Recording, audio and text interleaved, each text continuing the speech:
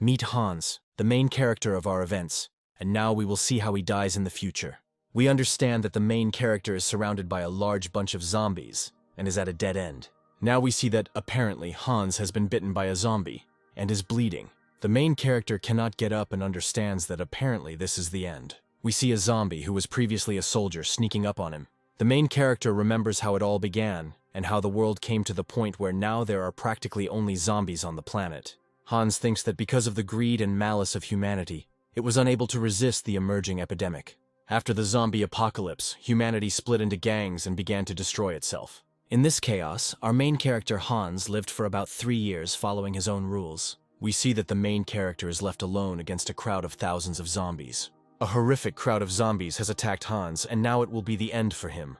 Judging by the face of the main character, we understand that he is a fearless and self-confident guy who looks danger in the face. He fights against zombies to the end even though he knows he has very little time left. We see a crowd of zombies catch up with Hans and eat him. A moment later, Hans wakes up in his own bed and realizes that he has traveled back in time to 6 months before the zombie apocalypse and now has time to prepare. We see a young, beautiful girl welcoming Hans into the apartment she is going to sell him. A young girl talks about the delights of this super expensive apartment and how it has many rooms and necessary equipment. Hans buys this apartment on credit. The hero understands and knows the future, namely that in 6 months the apocalypse will come, and therefore he can take as many loans as he can and spend all the money he has. The main character does not stop there and takes out more loans from various banks, as he understands that these loans will not have to be repaid in the future. We see that Hans, knowing the future and that the zombie apocalypse is coming soon, begins to train hard. Hans realizes that there are 6 months left until the zombie apocalypse, and he doesn't have much time to prepare. He knows that in just a few months, the whole world will be plunged into the most brutal chaos. In addition to training, Hans is developing a plan to prepare for the future apocalypse. He goes to the store and buys all the necessary products so that he has a large supply.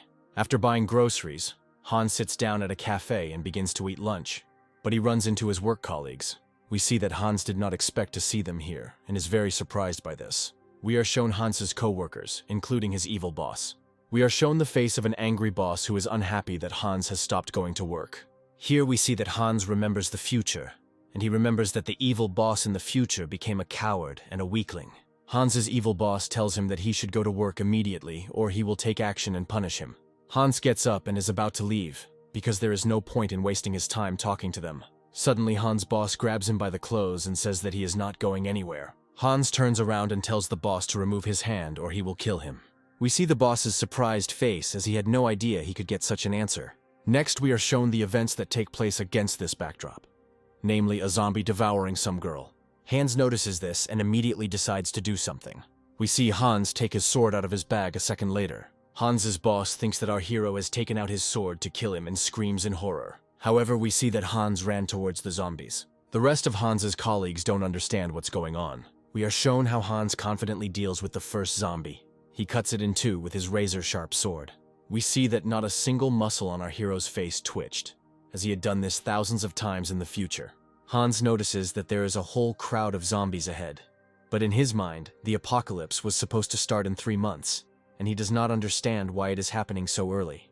We see that there are already a lot of zombies on the street, and they are devouring people. People who were not prepared for this are terrified and fearful and don't know what to do. Hans wonders what changed since the apocalypse started earlier. Further on an advertising banner on the street, the news announces a general alarm about a zombie epidemic. Hans understands that now he needs to act according to his plan and heads to his shelter, but someone's hand pulls him back. With a sharp movement of his hand, which he has honed thousands of times, he knocks down the one who tried to pull him back. He points his sword and realizes it's just a girl. The girl in question shouts that her name is Chong-mi and that she is his co-worker. Hans says he simply didn't recognize her, although he understands that, having lived 3 years in the future, he simply forgot his colleagues. Chong-mi asks Hans to help her get home. Hans looks at her and remembers her from work, namely that she is a smart and sweet girl, but Hans refuses her. To this, Chong-mi begs him to help her. Hans agrees, but warns that he will not help if she causes trouble along the way. Hans gives the girl a small knife for self-defense and tells her the best way to kill zombies. We see Hans remaining calm and warming up before taking out the next wave of zombies. They show us up close and we see how terrible they are. Hans takes his sharp sword and prepares to use it in battle. Hans shows that the best way to kill a zombie is to hit it in the head, namely the neck, back of the head, or temple, demonstrating this on a real zombie. Then Hans starts killing zombies. Suddenly, a zombie appears behind the girl and knocks her to the ground. Chongmi starts screaming and calling for help. Hans turns around and sees the girl being bitten by a zombie. However, after this our hero turns back, as he warned her that he would not help if she got into trouble. The girl is terrified and realizes that no one will come to her aid. She begins to remember what Hans advised her, namely how to protect herself. Next, Chongmi strikes the zombie in the temple. We see that she overcomes him and kills him. With difficulty, the girl rises to her knees and looks forward. She sees Hans fearlessly cutting down zombies in all directions. We are shown that the young guy is very strong, agile, and calculating. The girl looks at all this and understands that if she wants to survive in this chaos, then she should be close to Hans. We are shown that Hans is finishing up dealing with all the zombies around him. Next, we see that these two are talking to each other. Hans asks if that zombie bit her and asks to show her the bite site. The girl understands that he saved her life, and she must fulfill Hans's request. We see that the girl begins to take off her clothes. We are shown that Chongmi has almost stripped off everything she had. However, our hero suddenly gets up and approaches her. With a sharp movement of his hand, he tears apart the bite site. He investigates how the zombies were bitten. Hans says that the zombie was unable to bite through the young girl's skin, and therefore did not infect her. The girl thanks Hans for his help and says that she wants to return to her family. Next, Chongmi asks Hans if he has a family. Hans thinks mysteriously and begins to remember. He remembers walking with his mother as a child. He remembers how good it was to hold her hand and be close. However, Hans replies that he has no family. Hans says that from now on he will go alone and that the girl needs to move on. Chongmi asks Hans to walk her a few more kilometers, but he refuses her. Finally, he gives her advice to avoid large human camps, and not to gather in groups of more than 20 people, so as not to cause a wave of zombies. Hans explains that a zombie wave is a phenomenon in which the noise of human camps with more than 20 people around them causes an army of thousands of zombies to gather. He says that if Chongmi wants to survive, she needs to be in a small group of people, half of whom should be trained in fighting. Finally, Hans also advises the girl to take care of herself. We see our main character come home covered in blood. We understand that his apartment is fully prepared for the apocalypse, since during this time, Hans has collected everything he needs. The apartment has food, water, and necessary supplies. Hans gets out of the shower and begins to rest and think about how he still has time to save the world from the future apocalypse. He especially thinks about a dangerous gang of people that will form in the future, and will be called the Soul Survivors Alliance. In the next scene, we are shown a hypermarket with food products and furniture.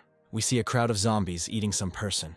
His company members are watching this, but they are cowards and can do nothing about it. The leader of the group of people, Kang Kong, shouts that they need to run, otherwise they will all die like this guy. A group of young people quickly run across the store.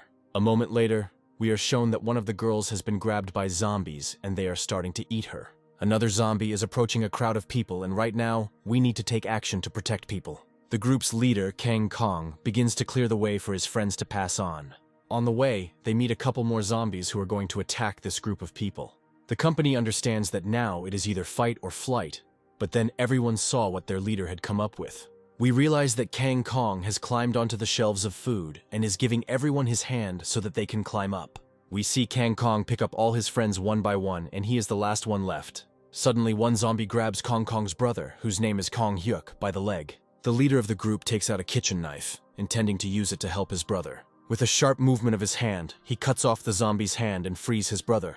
Now the heroes are thinking about what to do next, because zombies have filled the store. We see that zombies come to the noise and their numbers increase. A young girl named Sari suggests coming up with some kind of escape plan from this situation. The group's leader, Kang Kong, says that he will now sacrifice himself and distract the zombie horde while the others escape. Kang Kong's brother says he won't support this idea, and believes that everyone can get out alive. He stands up and starts holding his brother back so that he doesn't sacrifice himself for the good of the others. At this moment, a zombie that was taller and larger than the others grabs Kang Hyuk by the leg and takes him into the crowd of zombies. We see that his brother wants to save him, but the people around him do not allow him to do this because they believe that he can no longer be helped. Suddenly, an arrow flies into the head of that big zombie, and Kang Hyuk survives. We are shown Hans standing confidently on a food shelf, holding a crossbow in his hands. Kang Hyuk cries because he is almost saved. However, we are shown that the test is not over as the crowd of zombies continues to surround Kang Hyuk. He tries to escape from them and crawls between the legs of one zombie. Another one suddenly appears on his way and is about to bite him. A black sharp sword, cutting through the air, is already flying towards the neck of this zombie, and we understand perfectly well who it belongs to.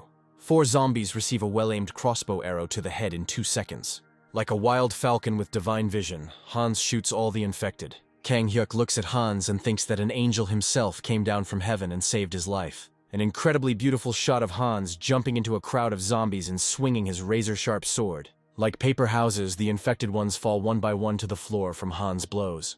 In the wild dance of a hot battle, Hans feels at home, because in the future he has been exterminating these creatures for more than 3 years and is not afraid of anything. Like a dancer, Hans approaches each zombie and pronounces a death sentence on it. When Hans was almost finished, it seemed like a light haze was coming out of his body, as if he was a killing machine for the infected. Hans tells a group of people to follow him if they want to survive this situation. All the people who watched Hans exterminate the crowd of zombies thought in their heads that this man could actually save them. Hans tells them to go down and run after him, as he knows the way out.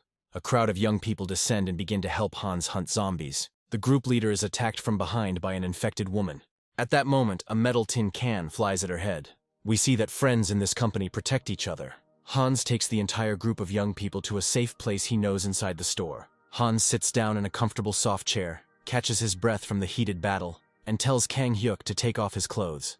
The guy is surprised and does not understand why he should do this. Suddenly, Hans remembers the events from the future, and realizes that in the future, he met this group of people, including Kong Kon, who sacrificed himself for him. He remembers that in the future, unfortunately for him, everything turned out to be a tragic death. Hans remembers Kang's actions and realizes that he is a good person and can be trusted. Next, Kang introduces himself and begins to get to know Hans, because he does not know that in the future they were already friends. Hans also greets him and begins to remember the future events that happened to Kang's brother. Specifically, he remembers that in the future, Kang's brother died when a large zombie stole him from a store shelf. In the future, everyone else had to flee after Kang's brother died. However, of all of them, only Kang himself survived. While the group of people were discussing how they had just survived, Hans also began to reason. He realizes that he has just saved everyone, and in doing so he has changed the future, meaning he will no longer be able to predict future events involving this group of people. Hans stands up and asks how much food the group has left. Kang starts to get worried and asks if Hans wants to rob them. To this, Hans replies that he is alone and has already guessed that they have food. Kang begins to ask how Hans was able to survive alone, since the zombie apocalypse has been going on for over 3 months by this time. All these questions are also very interesting to Kang's group, as they are a little afraid of Hans after what they saw. Hans replies that he had food at home all this time, since he is a thrifty person. And besides, he can hunt zombies and follows his own rules. Kang says they have about 40 people left in the camp, and they need food to survive. Suddenly, Hans replies that he knows that there is a warehouse with food and water in this store, but the paths to it are blocked. These products are located several floors below, and everyone must work together to get them. Kang realizes that it is impossible to transport food through the zombie horde and asks how they will do it. To this, Hans replies that they will kill every zombie that gets in their way. Kang panics at what he hears, as they have been barely fighting the zombies this entire time, but have been trying to run away from them. Hans says that he has a plan, and people need to follow it in order to survive. A group of people are hesitant, but they accept Hans' offer. They go down the stairs straight to the group's camp. Kang opens the doors and shows Hans where all the other people live. The camp is a floor with furniture and other household items. Hansa is greeted by another camp member named Jong Hwan. He tells Hans that they blocked all the doors that lead into this hall except one so that they could leave, which is why they are still alive. Hans speaks to the rest of the camp and says that in order to survive, they need to work together, and invites them to go with him to get food. However, almost all the people from this camp turn out to be cowards and reject Hans' offer. A girl named Sari approaches Hans and says that people do not trust him because bad thieves have come here before and robbed them. Hans is surprised and wonders if it was the Soul Survivors gang. He remembers that this gang of cruel thieves and murderers who ruled the streets in the future. However, Sari says that it wasn't them, and that these people also took 6 girls, including her sister. Hans says he doesn't yet understand how he can help in this situation. At this, Sari begins to take off her clothes. We see that the girl has a very good figure, and she continues to undress. Hans yells at her, asking her why she is doing this. Siri replies that she wanted to satisfy Hans that he helped her. Hans says that he will find her sister as soon as he has the chance, as he hates thieves and is ready to kill them. The girl is surprised and does not understand why he needs this and why he refused the offer to satisfy him. Hans replies that his mission is to save this world of bastards and freaks like those people. Next, we see a dialogue between Hans and Kang, who discuss how to motivate the camp to start fighting against the zombies. Hans realizes that Kang doesn't know what to do yet and decides to do everything himself. Hans begins to tell Kang his plan, which is not yet revealed to us. In the next scene, Kang is speaking in front of the people and is about to give Hans a chance to speak. However, turning around, he sees that he is not there and has gone somewhere. Suddenly, the door to the camp is opened by Hans's foot, who is holding an infected monster by the hair. He throws it into the hall and everyone sees it. The crowd of people starts screaming in fear and horror, as they are all cowards, but Hans offers them to practice hunting monsters. The first person to volunteer is a beautiful girl, Siri. Hans likes this and calls her over to him. He shows her a pair of specially made bracers to protect against zombie bites, and asks her to put them on. Siri wears special bracers and looks rather ridiculous in them, and she also wears heels like a real beauty. Hans shows exactly how to kill zombies. He says that you always have to be prepared and that zombies are quite slow and clumsy. Hans shows exactly how to finish off the infected, and that there is no need to be afraid or hesitant when doing so. They show us that they have dealt with one infected person. It was Siri who managed to finish off the zombies under Hans's supervision. We see that the zombie hunting training continues. This time Hans has to demonstrate his techniques on a former police officer. Luckily, this zombie still had a gun from when he was human. Minso also trains to defend himself by hunting zombies that Hans brings. She is shocked by how much she had to change herself to become stronger.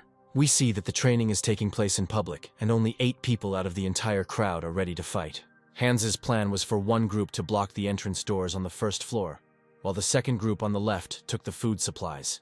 We see that our heroes are full of determination and confidence as they go about fulfilling this mission. Also accompanying them are the rest of the camp members who agreed to help. In the next stage, we see how brave young people begin to fight against the infected. Suddenly, Sari falls to the floor and loses her composure. At that moment, a terrible and scary zombie attacks her. Hans yells at her to pull herself together and start defending herself. He tells her to take out her knife and attack the zombies. Hans then realizes that if he doesn't do something now, Sari will die. He jumps over the crowd of people and starts attacking the zombies. With a kick of his right leg, he knocks all the brains out of this monster. Then, with a somersault and extraordinary agility gained from years of training, Hans deals with another zombie. And now we see that, as if in a shooting gallery, Hans shoots a crowd of zombies with precise shots to the head. Siri was very impressed by Hans's latest demonstration of his fighting abilities, and even felt a little embarrassed. Then a group of people with Hans went to catch up with the remaining people. We see that the second group also completed their task and cleared the territory of zombies. However, Kang Kong stands up and says that he needs to admit something. Kang Kong removes the glove from his right hand, and we see that it is covered in blood. Hans is surprised by this, since the blood on his right hand is most likely from a bite. Kang says that he was indeed bitten by a zombie when they were killing more infected. Hans puts a gag in Kang's mouth, and that can only mean one thing. In the next scene, we see Hans raising his razor-sharp sword over Kang's hand. Hans understands that cutting off his hand is the only way out of this difficult situation. Hans cuts off Kang's arm and it is immediately bandaged. Zhang Huan carries Kang on his shoulders as he passes out. Another pack of zombies approaches the group of young people. Everyone decides to run back to safety. We see that they have returned to the camp and are knocking on the door. Upon returning to camp, the people around are surprised to see Kanga being carried in their arms. Hans then goes on to tell what happened. Some people start to criticize Hans for cutting off this guy's hand. Hans himself begins to worry about what he has done, but he understands that he had no other choice. Kang is placed in the infirmary and cared for until he regains consciousness. A few hours later, Hans announces that they have obtained food, and that they will now be in a room behind a locked door, and he will have the keys. All of Hans's supporters begin to carry food items inside this room. However, not everyone likes this state of affairs, and many are beginning to express disagreement. Hans explains that food will now be given out strictly per person to prevent hunger strikes, and that those who risk their lives must eat better. The crowd of cowards doesn't like this even more, since they will now get less food. Suddenly a diaper flies at Hans. Some hysterical mother with a child is yelling at him. Hans bends down and looks at what was thrown at him. He sees that there was baby shit in that diaper. Hans thinks and realizes that these people are ungrateful cowards. Next, a crowd of people runs towards Hans, who do not agree with the fact that he has become the leader of this camp, and that he now sets his own rules. At this point, Hans remembers how he offered these people to go fight with him, but they were all afraid, After this, we see Hans take his pistol out of his holster. In the next scene, we see a gunshot hole in the floor and a group of people who were afraid of Hans. He says that he is the boss here, and now everyone will obey his orders. Hans is confident in himself because he has already helped many of these people, and he is the only hope for survival of this camp. All the people silently accept what he says, since they can do nothing to counter his words. Next, the food products are clearly distributed on the shelves. We see that they are starting to give them out to everyone according to portions. People are very hungry and want to eat, so they are very happy with new products. After this, people start coming to the group of Hans's supporters and asking how they can help the camp so that they can also get more food. Hans realizes that his plan to unite people is working. Hans then begins to consider who he can leave as leader in his absence. He recalls that he wanted to make Kang the leader of the camp. He then thinks that the rest of the squad are either too naive or too old. Siri is a brave girl, but she is also not yet ready to become the leader of the squad. Hans doesn't yet understand who he can make his deputy. After thinking about Siri, she appears in his head and seems to seduce him. A few hours later, Hans decides to give her a task, namely to write a notice that they will put up on the windows of their store in case any survivors pass by. Sari is writing this ad. Hans says that he is tired and wants to rest. We see that our hero doesn't have a bed, so he sleeps on the floor. Suddenly, Siri knocks on his door and says that there is a problem in the camp. Namely, she says that the toilets have run out of water. Hans realizes that with so many people in the camp, this is a really big problem. Hans gathers the people and announces that the water has run out. People are nervous and don't know what to do next. Hans comes up with a plan to clear the roof of zombies and get the cisterns and pump running to supply water. In the next scene, we see that our heroes have started to carry out the plan and are already clearing the area of zombies. Hans walks through the cleared area of the store and sees that the last zombie remains there. With a precise shot from a crossbow, he finishes off the last one. Everyone is happy that everything is going well so far. Evening comes, and Hans's squad begins to carry out the second part of the plan. He says he'll check out the parking lot first. Through the crack in the door, he sees a dangerous situation. Namely, in the parking lot leading to the pumps, there is a large number of zombies that even their group cannot cope with. Hans tells everyone that it will be very difficult to cope. Then Hans comes up with a plan and asks if there are any mechanics among the people. To this, the young guy says that before the apocalypse, he worked as a car mechanic for 4 years. Hans is glad to hear this and suggests a very interesting plan.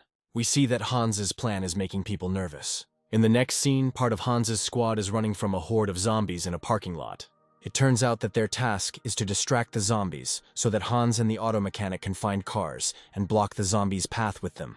Hans is already starting to look for a car to drive, but at first he is unsuccessful. He still manages to find one with the ignition keys in the passenger compartment. Hans tells the mechanic to prepare the car.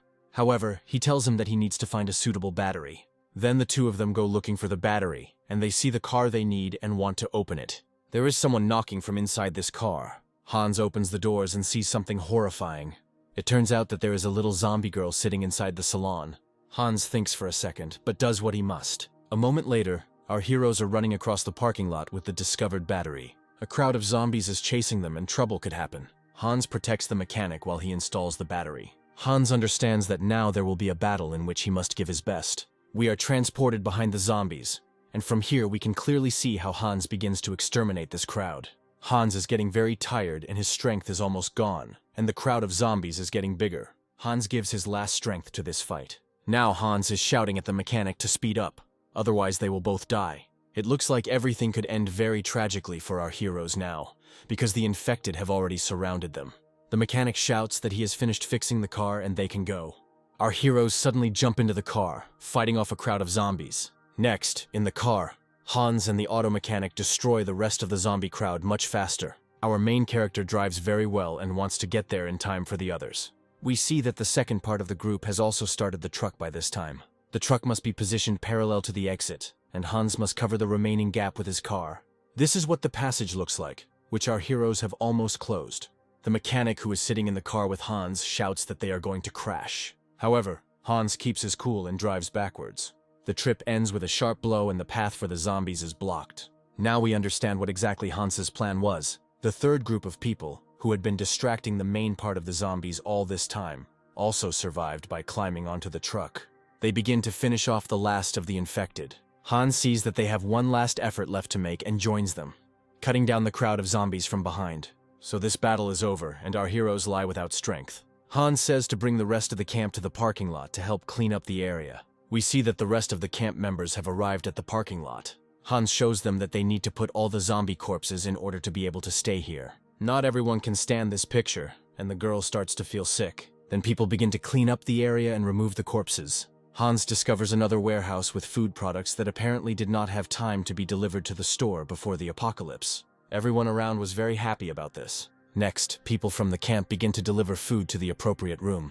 Even beer is found in food products. And here is a young girl running towards the fresh air, because the street is visible from the parking lot. We understand that because this girl has been living in a camp for 3 months, she hasn't even seen the sky. While on the roof of the store, Hans notices a hospital and thinks that he needs to get there and get medicine for Kang. After this, people begin to burn the corpses of the zombies they killed. Then everyone returns to camp and celebrates the victory. Suddenly, an old man comes up to Hans and says that there is bad news. Namely, the old man said that Kang died. This leaves our heroes in complete shock. Hans goes to Kang's room and makes sure. In reality, Kang died from blood loss. Everyone begins to mourn the death of a good and worthy man from the camp. Kang's brother, who cannot cope with the loss of a loved one, feels especially bad. Kang's brother takes his body and takes it away, as he wants to bury it in the cemetery with his parents. Luckily for him, there are no zombies on this side, and he calmly takes his brother to the cemetery. A few hours later, inside the camp, we see a young girl handing Hans some soup she had just prepared. Hans tries it and really likes it. The girl is embarrassed and says that before the apocalypse, she was a cook. In the next scene, we see someone's hand reaching for food in a warehouse. Hans notices this and stops the theft. The woman turns around abruptly and groceries fall out of her clothes. She is afraid of Hans and says that she took the food for her child. Hans forgives her and says that they will get more food so that there is enough for everyone. The woman bursts into tears from the kindness of our hero, and after that, Hans leaves. In the next scene, we see that the old man has called an emergency meeting. He announces that there were attempts to forcibly take possession of 2 women in the camp. Everyone is shocked by what they hear. The old man says that the evil male members of the camp wanted to take Sari and another girl by force. According to the old man, Sari fought back and stabbed one of them with a knife. Everyone starts discussing how they will deal with these men and suggests different options. Hans suddenly rises from the table and says that in this camp, he will make the rules and there will be no equality. Hans states that the men who attacked Sari must be killed, as the knife is contaminated with zombie blood, and they will turn into zombies anyway, and they are bad people. They start arguing with Hans, and he agrees to a compromise and decides to kick the bad man out of the camp. This decision seems logical in order to reduce the number of people in the camp. Hans once again reminds everyone about such a phenomenon as a zombie wave. He says that the zombie wave may include mutated monsters that seek out large groups of people. Next, we see that Zhang Huan gives the keys to the room where the men who attacked the women are locked up. Hans says they'll just throw these guys out on the street. Hans opens the door with a key, but hears some strange sound behind the door. Upon opening the door, Hans and Yang are attacked by 3 zombies. Hans hits the first zombie with a sharp punch to the face. We see that the blow was so strong that Hans pushed away all 3 with 1 blow. After this, our characters deal with the transformed men. Apparently, they were transformed by cutting their hands with an infected knife. Hans gives the weapon to Yang and says that he will be his deputy. The protagonist says that he sees a real leader in Yang, ready to defend this camp. After this, Hans announces that he is leaving the camp for a few days to scout out the situation around him. In the evening, Hans begins to descend along the rooftops towards his house. We see that Hans has equipped his house as a real fortress, impregnable to zombies. He watches as the ditch he dug earlier works perfectly. Hans takes a shower and thinks that tomorrow he will try to find the bandits who took Sari's sister. In the morning, he is already running through the streets of the city and looking for the supposed place where the bandits might be hiding. And now Hans enters the building that Sari was talking about and sees that there really are bandits there. He attacks one of the bandits from behind and quietly eliminates him. Hans then scouts out the situation and sees that there are still bandits on the premises of the building, and he doesn't know how many there might be. Hans sees a hole in the wall in the form of a ventilation hole. He climbs inside and is going to get as much information as possible, and of course finds Sari's sister. Suddenly he notices the gang leader's office downstairs. His name is Boss, and he acts very selfish and arrogant. He interrogates some poor guy and punches him in the stomach. This makes the guy fall to the floor and not get up. The boss tells me to bring him a new girl so that he can play with her and have fun. However, one of his subordinates replies that the girls are already having a bad time and the boss hits him in the face. After this, the boss says that everyone must obey his orders, otherwise he will kill everyone. Next, the boss says that we need to visit the camp at the store to pick up food and medicine from them again. Hans realizes that boss was talking about his camp and decides that this gang must be eliminated. Suddenly, a silhouette of a man appears behind Hans. Hans senses this and turns sharply to repel the enemy's attack. However, the man kicks him in the face and a fight ensues between them. Our hero has trained for many years, so he is not inferior in fighting skills to his opponent. Hans lands his enemy on the floor and begins to beat him with his fists, but he defends himself. The unknown person then kicks Hans in the chest and pushes him back. Hans uses a scorpion kick, and with a deft kick knocks his opponent off balance. After this, Hans takes out his pistol with a silencer and asks the man who he is. The stranger takes off his mask and says that he does not wish harm to Hans. The stranger introduced himself as a man nicknamed the Cleaner, and said that they were on the same side as him. However, Hans does not believe him and is about to shoot. But at that moment the Cleaner jumps down. Hans looks down and sees that the janitor has escaped, but he has been spotted by the gang members. The villains quickly run after Hans because they see him as a threat. A moment later, Hans finds himself surrounded by armed opponents. Hans decides to surrender because he realizes that he doesn't have enough bullets for everyone. In the next scene, Hans and the janitor are kneeling before the boss. We understand that the boss and the janitor were previously acquainted because he punches him in the face. The boss says he told the janitor not to come into the building again. To this, the Cleaner replies that the boss never gave him something and that he came specifically for it. The boss hits the janitor again because he is unhappy that the janitor disobeyed the order not to appear here. The boss then orders Hans to be killed, as he has no use for him. The boss's subordinates show him the pistol with a silencer that they took from Hans.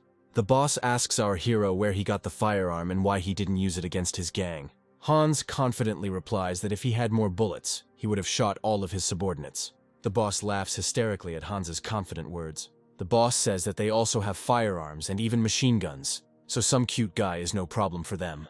The boss likes Hans's self-confident tone and invites him to join the gang. To this, Hans replies that if he were to become a member of the gang, it would only be as the boss's deputy. The gang leader laughs hysterically again and starts asking where the place is where he got the gun.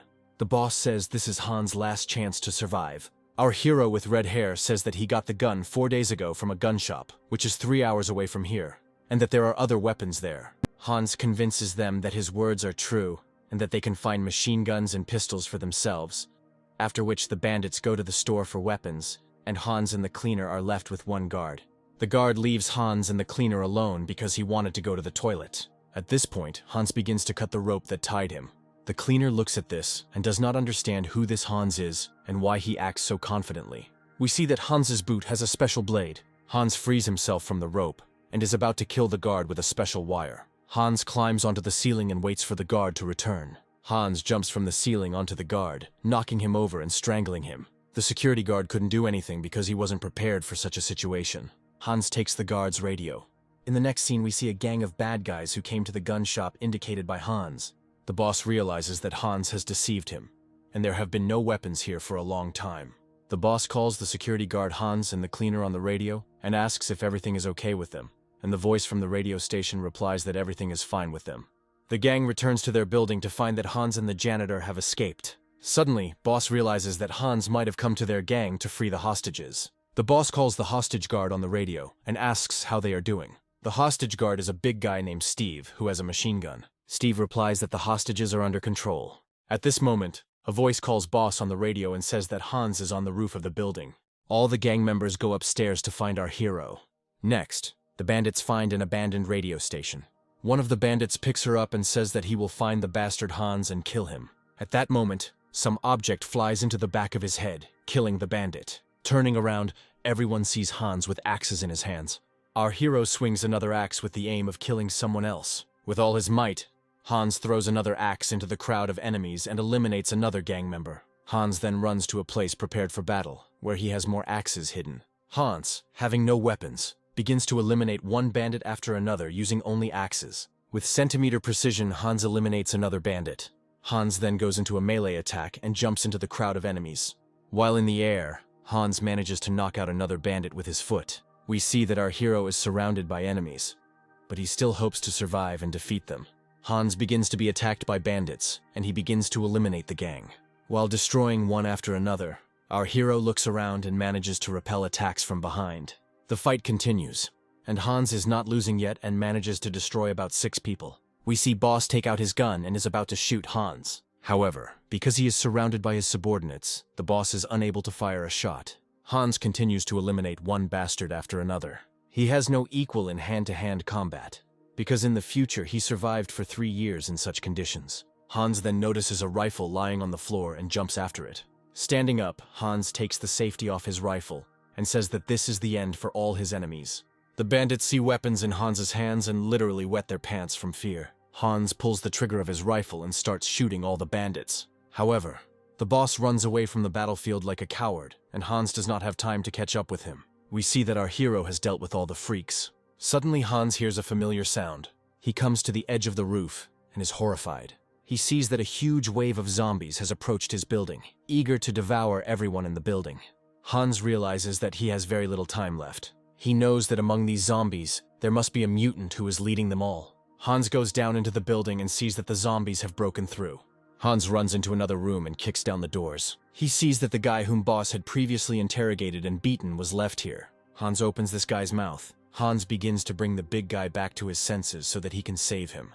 Hans asks who he is and what his name is and offers to go with him. The guy replies that his name is Jin and he is a good person and that he used to do martial arts. The main character cuts the ropes off Jin and saves him. Hans says that by working as a team, the two of them can survive this difficult situation. Next we see Hans and Jin fighting zombies together. Jin shows off his fighting skills and smashes zombies. He spins his air kicks like a true master of sports. From Jin's blows, zombies fly several meters and fall. Hans is surprised by this skill, and he likes that he now has a great partner. Jin says that Hans can count on Hans's help. At this moment we see the boss standing above and taking aim. The boss hits Hans' torso and wounds him. We understand that Hans is really seriously injured because he is bleeding from the mouth. Hans begins to lose consciousness and passes out. Meanwhile, we are shown the events that take place in Hans's camp.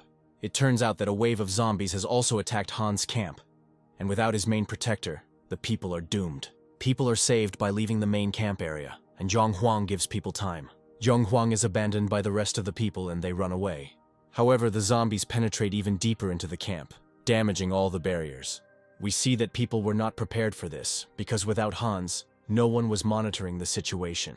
A horde of hundreds of zombies enters the camp and begins to devour everyone in their path. People in horror understand that they need to run, since they will not be able to fight against such a number of monsters. Suddenly, a zombie bites one of the girls on the hand.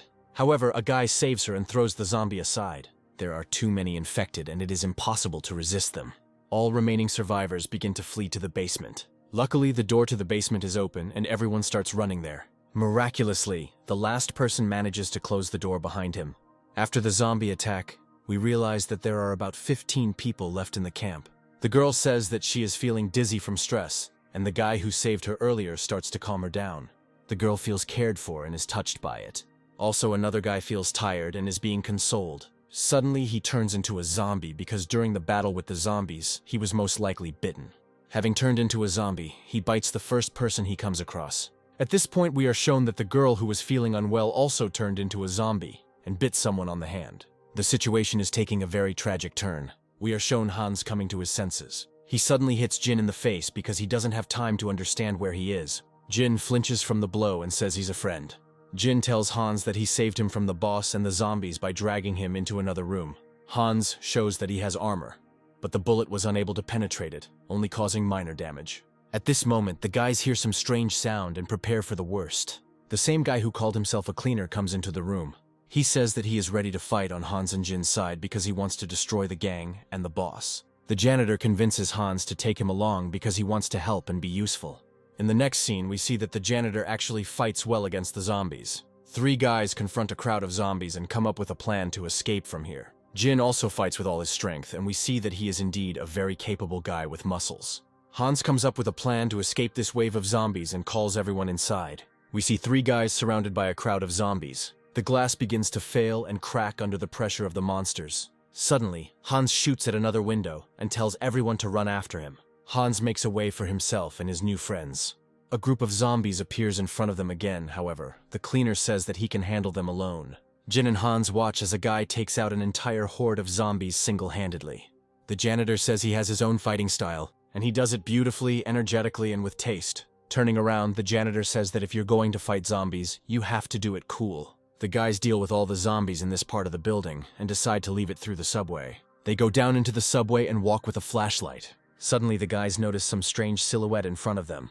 The janitor shines a light forward, and we realize that we are about to see one of the mutants for the first time. Shining a light on it, the heroes see a mutant, which Hans calls a locust. Hans tells his new friends that this mutant has fast speed and fights with all 4 limbs. He also has good eyesight and senses movements with his antennae. Hans tells Jin to cover him from behind, and tells the cleaner to shine a flashlight on the locusts. Hans then takes aim and prepares to attack the monster. Hans hits the monster's eyes and antennae right on target, taking away his incredible charm. However, the monster does not die and, moreover, is going to attack in response, because he still has hearing and smell. Hans shoots at the monster, but it still remains very fast. The locust jumps at Hans, but he manages to dodge it. The janitor loses sight of the monster and Hans cannot see it. At the last moment, the cleaner finds the monster with a flashlight and illuminates it. But it is too late. The mutated zombie jumps on Hans and attacks him. Hans ducks and shoots back at the monster. It hits the monster's hand and stops it from swinging its arms. Jin notices another crowd of zombies running from behind. He understands that if he does not protect the rear of his friends, they will die, and rushes into battle. Hans continues to fight against the locusts. The monster also attempts to attack Hans. Our hero doesn't have time to dodge, and at the last moment impales the locust on his knife. The monster falls on Hans and he can't do anything. Suddenly, an axe thrown by the cleaner flies towards Hans. Hans grabs an axe and rips the rest of the head off the locust's shoulders. Hans then jumps to the side to take a more advantageous position. Our main character cuts off the monster's right leg. However, at that moment, the mutated zombie attacks Hans with the last of its strength. Our leader understands that now is the time for him to end this battle. With a powerful blow, he cuts the monster into 2 parts. After this, he takes his machine gun and shoots the crowd of zombies, who by this time had managed to approach from the front. Hans stops shooting and calls the janitor to finish off the rest of the zombies. The cleaner happily runs to fulfill Hans's request, because destroying monsters is his favorite job. Hans watches with pleasure how coolly the cleaner copes with the remains of the zombies. We see our main character reloading his weapon. They fire the entire clip at the remaining zombies, so that they don't have time to use regeneration. The guys remember that they haven't seen Jin for a long time, who was supposed to cover them from the zombies from behind, and they start looking for him.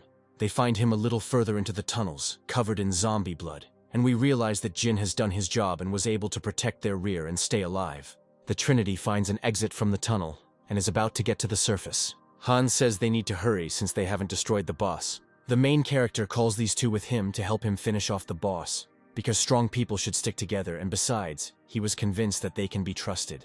We see that our heroes are walking down the street in broad daylight, and there is no danger nearby yet. Hans feels that now is a good time to discuss future plans. He stops and says he needs to ask these two guys one question. Before this, the cleaner asks him who he is, and where he got such survival skills, and why he is not afraid to die. Hans replies that he is not afraid to die because he has died before.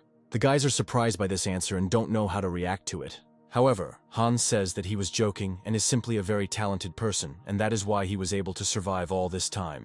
Next, Hans invites the guys to join his camp, which is located nearby. Jin replies that he wanted to continue to survive together, and the cleaner replies the same. Hans tells them that the camp has rules that they must follow, or they will not be able to live with the others. Hans also said that he wants to create an alliance of several camps that will help each other and protect themselves from cannibals. Jin and the janitor had never heard of living people eating each other before, but Hans said that this was exactly the kind of gang they would be defending themselves against in the future. Our main character also warned these two that if they ever betrayed him or anyone from the camp, he would kill them. After this, Hans called to follow him. Arriving at the camp, our characters see that the entrance to it is destroyed. Hans begins to worry about the lives of the people in the camp. Upon entering, the group saw zombie corpses, and everyone realized that the monsters had broken through the fences due to a zombie wave that night. At this moment, some silhouette starts running towards Hans. As he ran closer, he saw the familiar face of the woman who lived in the camp. For a second, Hans thinks and remembers who she was. He remembered that she had 3 children, and that she did everything to protect them. However, Hans has no choice but to eliminate her. We see Hans' serious face, and one can only imagine the pain he is experiencing now. Hans tells the others that they need to find survivors from the camp and go inside. Hans knocks down the doors leading down. They walk down the stairs and suddenly start hearing some strange sounds. Hans looks in horror at someone's silhouette in the darkness, and realizes that it is most likely his friend from the camp who has become a zombie. He asks Jin to shine a light into the darkness. We see that it is a young girl from the camp who is eating a human corpse. The cleaner wanted to deal with her, but Jin stopped him, saying that it was Hans's personal business. Silently, the main character goes down to her and understands what he must do now. He eliminates another former member of the camp. Then our heroes go inside and see that the losses do not end there. Hans runs to the door leading to the utility room and opens it. At this moment, Hans hopes that there might be another survivor hiding here. And indeed, about 15 people from the camp who managed to survive here were hiding in the room all this time. Hans says that the area is cleared and we can safely leave. Hans tells everyone what happened to him over the past 24 hours, and they also tell him about the events that took place in the camp. The main character introduces new guys to the camp. Next, Hans and Jin clear the rooftop area of zombies. They check every room to make sure there is not a single monster left on the campgrounds. When Hans starts to open the doors, he hears some strange sounds coming from there. The next second, the charming Siri appears before him. She is so happy to see Hans that she rushes at him and hugs him. She cries because she thought she would never see our main character again. There is a cleaner standing behind him, pointing with his finger that the girl is very beautiful. Siri, out of jealousy, begins to ask who the girl is with him. But Hans replies that it is a guy and his nickname is the cleaner. The next moment, another person comes out of the room. We see that it is Yonghwan and he says that Hans is late. Hans replies that he is incredibly happy to see him as a human and not a zombie. Hans praises the two of them for being smart and surviving, unlike half the camp. Hans then announces to everyone that from now on the camp will be divided into several groups. Some squads will be searching for supplies, others will be repelling zombie attacks, and others will be preparing food and sewing clothes. Hans says that the search party will consist of him, the janitor, and Jin. Siri replies that she also wants to join the search party to find her sister. However, Hans refuses her, citing the fact that she will be the weak link. However, Jin says that if they find surviving girls, they will never go with a group that is all guys. Siri realizes that Hans has no choice but to take her with him. Hans then instructs Yonghwan on how to behave in his absence, namely to always be prepared and not to relax. Hans says he is going to find Siri's sister. And so the new detachment, now called the Search Group, sets out on reconnaissance. Jean copes with his task of destroying zombies. Overall, the entire group, consisting of our 4 characters, looks very combat ready. Our heroes have found food and are now going to take it to the camp. Jin screams that there is someone behind Hans. He turns around and sees a zombie running towards him. Hans takes out his sword and is about to finish off the monster. However, Siri screams that it is her sister. And indeed, we see a zombie who looks very similar to Siri, even in her hair color. Hans tells Siri to kill her sister because she has become a monster. He holds her by the hair and gives the girl the opportunity to do it. At first, Siri says that she can't kill her own sister, but Hans tells her to be strong. After this, Siri eliminates her sister. The girl cries because this was the last person close to her. But Hans encourages her and says that now she has a new family. The girl gets up and comes to her senses. She says words of gratitude to Hans. Hans then hands out radios to everyone and says that this way they can maintain contact. In the next scene, we see that our heroes have found a clothing store and updated their appearance. Now they look incredibly cool. Next, Hans plans to search the nearby hospital with his search party. He says that it would be advisable for them to find a doctor or nurse for the camp's needs and make friends with them. We see that our group has already arrived at the hospital. Once inside, they discover zombie corpses, and Hans realizes that there may be survivors here. Our search party is able to find good survivors for the first time, and they are ready to continue searching for them. Hans approaches a locked door and assumes there may be survivors behind it. He shoots at the ceiling to get the door opened for him. A girl's voice was actually heard behind the door, asking them to leave. Hans is happy about this. Siri is surprised that Hans figured out where the survivors might be hiding. Hans then loudly says that he will leave food at the door. That's exactly what he did, leaving bacon, cookies, and soda at the door. A few minutes later, the door opened a little, and we saw that the girl wanted to see the situation. She sees that they really left her some food, as they said. A girl in a medical gown looks around and wants to take the food. However, at that moment, Hans comes out and she tries to stab him with a knife, but he knocks it out.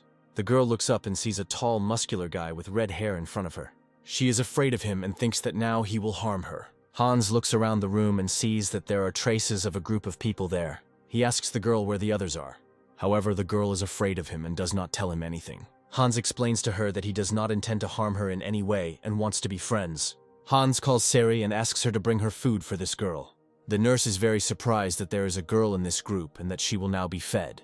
In the next scene, we see that the girl was given food. Hans asks where the rest of her group is. The nurse replies that they are close. Suddenly, we see a dark silhouette of a man behind Hans, swinging a bat at him. Siri manages to warn Hans about the danger lurking behind him literally half a second before the tragedy. With a sharp blow of the pistol handle, Hans warns of the impending danger and pushes the attacker away. The man falls to the ground from a strong blow from the main character, and we see a group of people consisting of 5 people who are surprised by what happened. Hans tells the attacking man to thank fate because he had a gun in his hands, and not his favorite blade, which would have finished off the attacker in an instant. The man who attacked Hans, lying on the floor, asks our characters to leave this place, since this is their own camp, and they do not intend to contact anyone.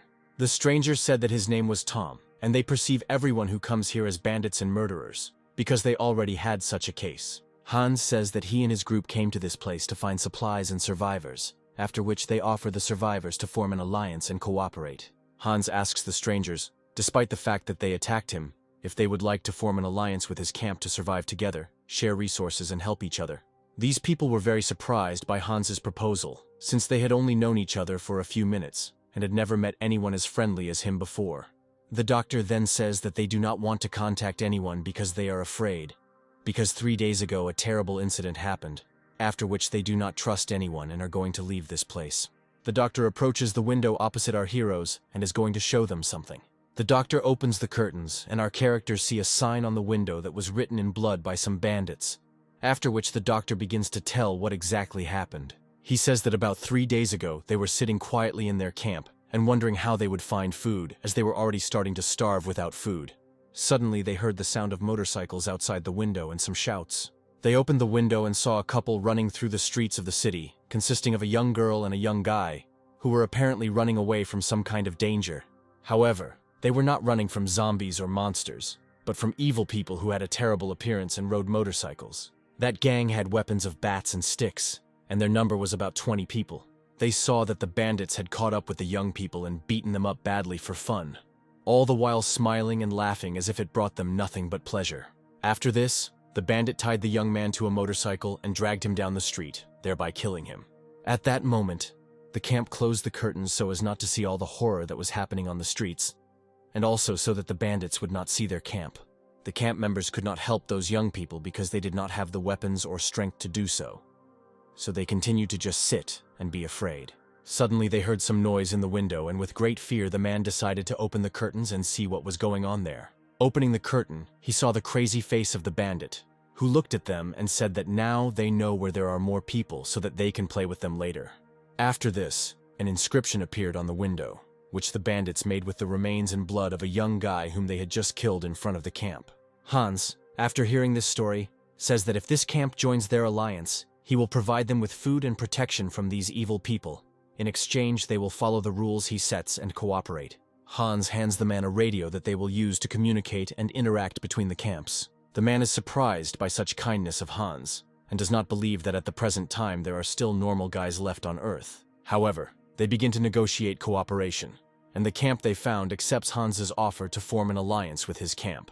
At this point, Hans sets another condition for cooperation, namely that their doctor must go with them to live in the main camp, since there are more people there and they need the help of a doctor. The men don't want to give up the doctor because he is their leader and their hope for medical protection in case of any injuries. The doctor says he agrees to move to the new camp on the condition that his people are provided with protection, including the fact that there are many zombies in this building that need help to deal with. Tom says that they don't have weapons, so they still haven't been able to clear the hospital territory of monsters.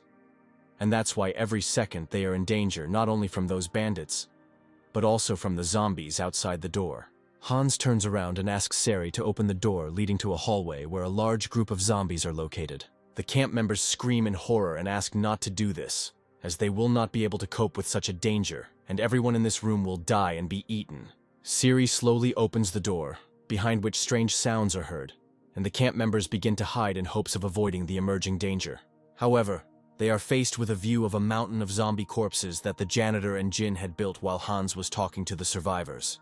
The cleaner says that Hans was in a hurry to open the door because they wanted to make a real surprise and build a whole tower or a beautiful large statue out of the zombie corpses.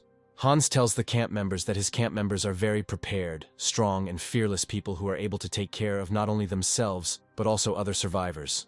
He introduces his search party to his new acquaintances, and people see that this is indeed an incredibly confident, equipped, and prepared group of adventurers who have the most serious intentions, and Hans says that now they will clear the hospital territory from zombies.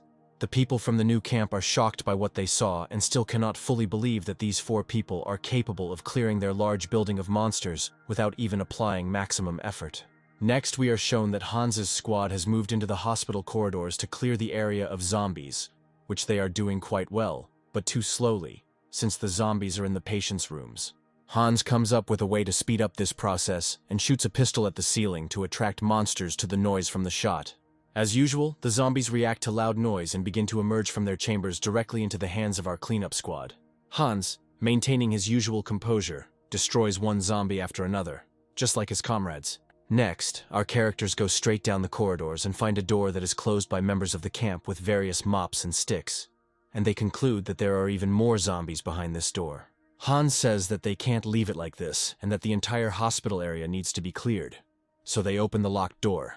At this moment, a huge crowd of angry and aggressive zombies, who are very hungry and have already partially rotted from not having eaten anyone for a very long time, jumps on our characters from the open room.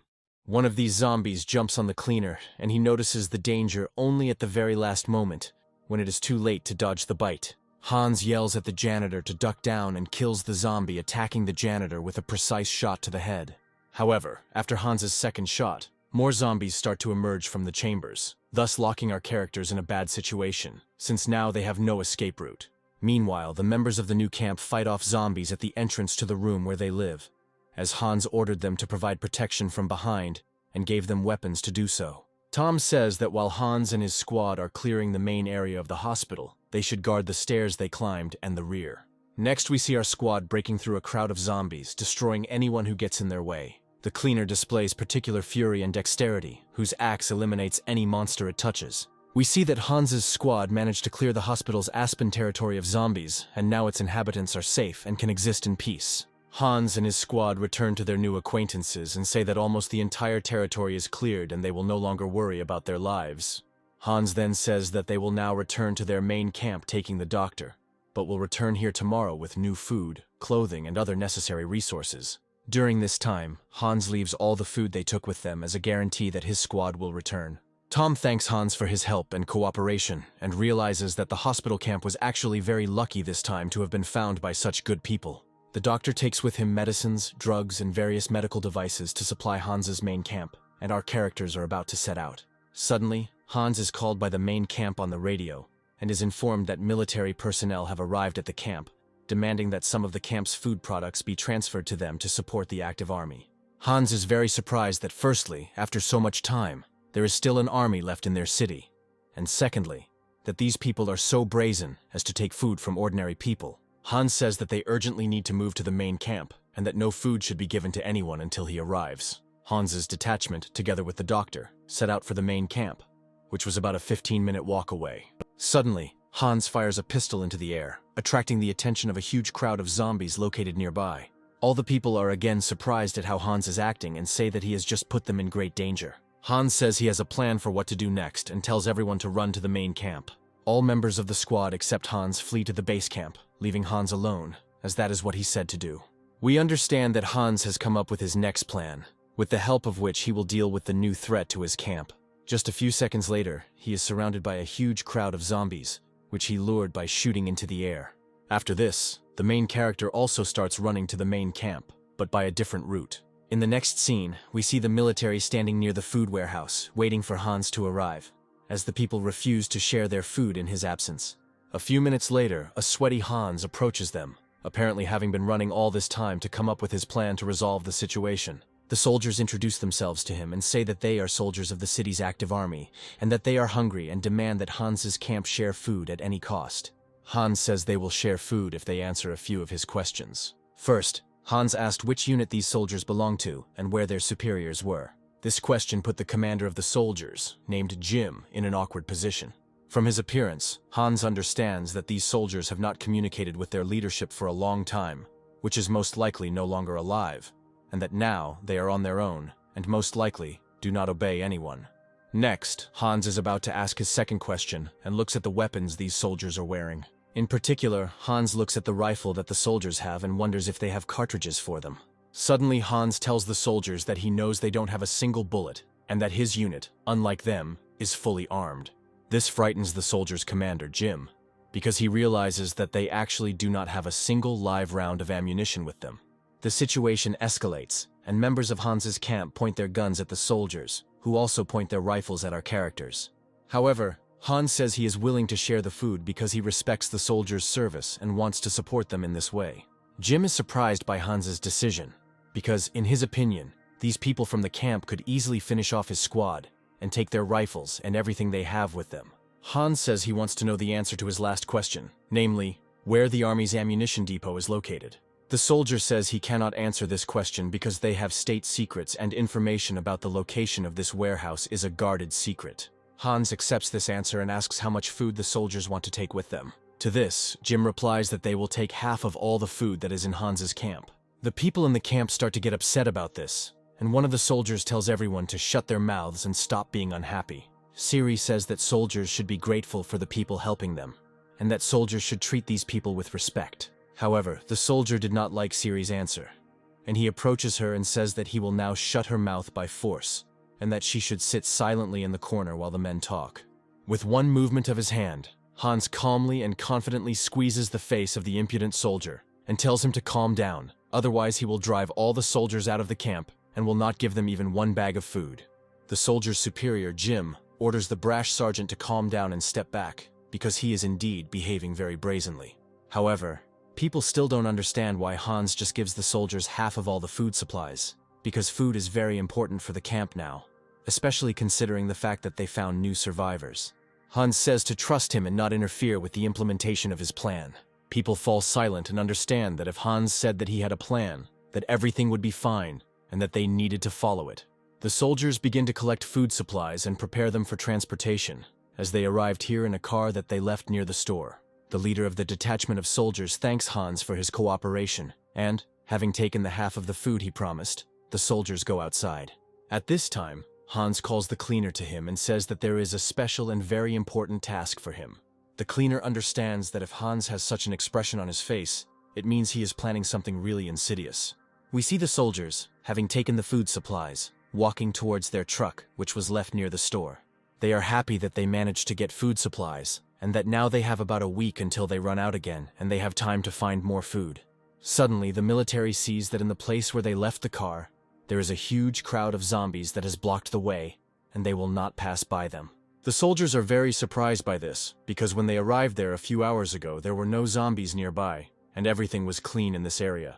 Soldiers begin to leave half of the food they take so that they can move faster and have a chance to survive. However, one zombie notices the sergeant and attacks him, and the soldier is forced to use force, creating noise in the process. The sound of the fight attracts the attention of several zombies who are standing at the edge of the crowd, and they look towards the soldiers. We see that a chain reaction has started, and now the entire crowd of zombies notices the soldiers and heads towards them to taste the meat from the military. The first one they come across is Private Clinton, who after numerous bites from the monsters will also turn into a zombie in a few minutes and join their crowd, of course, if there is anything left of him. The leader of the soldiers shouts to retreat, as they have no ammunition to resist the crowd of zombies, and this crowd is too big and can easily kill them. The soldiers take the food and run back to the store where Hans's camp is located, as this is their last chance to survive. In the background, we see the last seconds of an army private named Clint, who begs to be saved, but we realize it is too late to do so. The soldiers are horrified by this picture and throw food on the ground in the hope that they can run faster and save themselves from certain death. However, the soldiers on the rescue route see an obstacle in the form of trucks and understand that their path is cut off, and they will all soon die.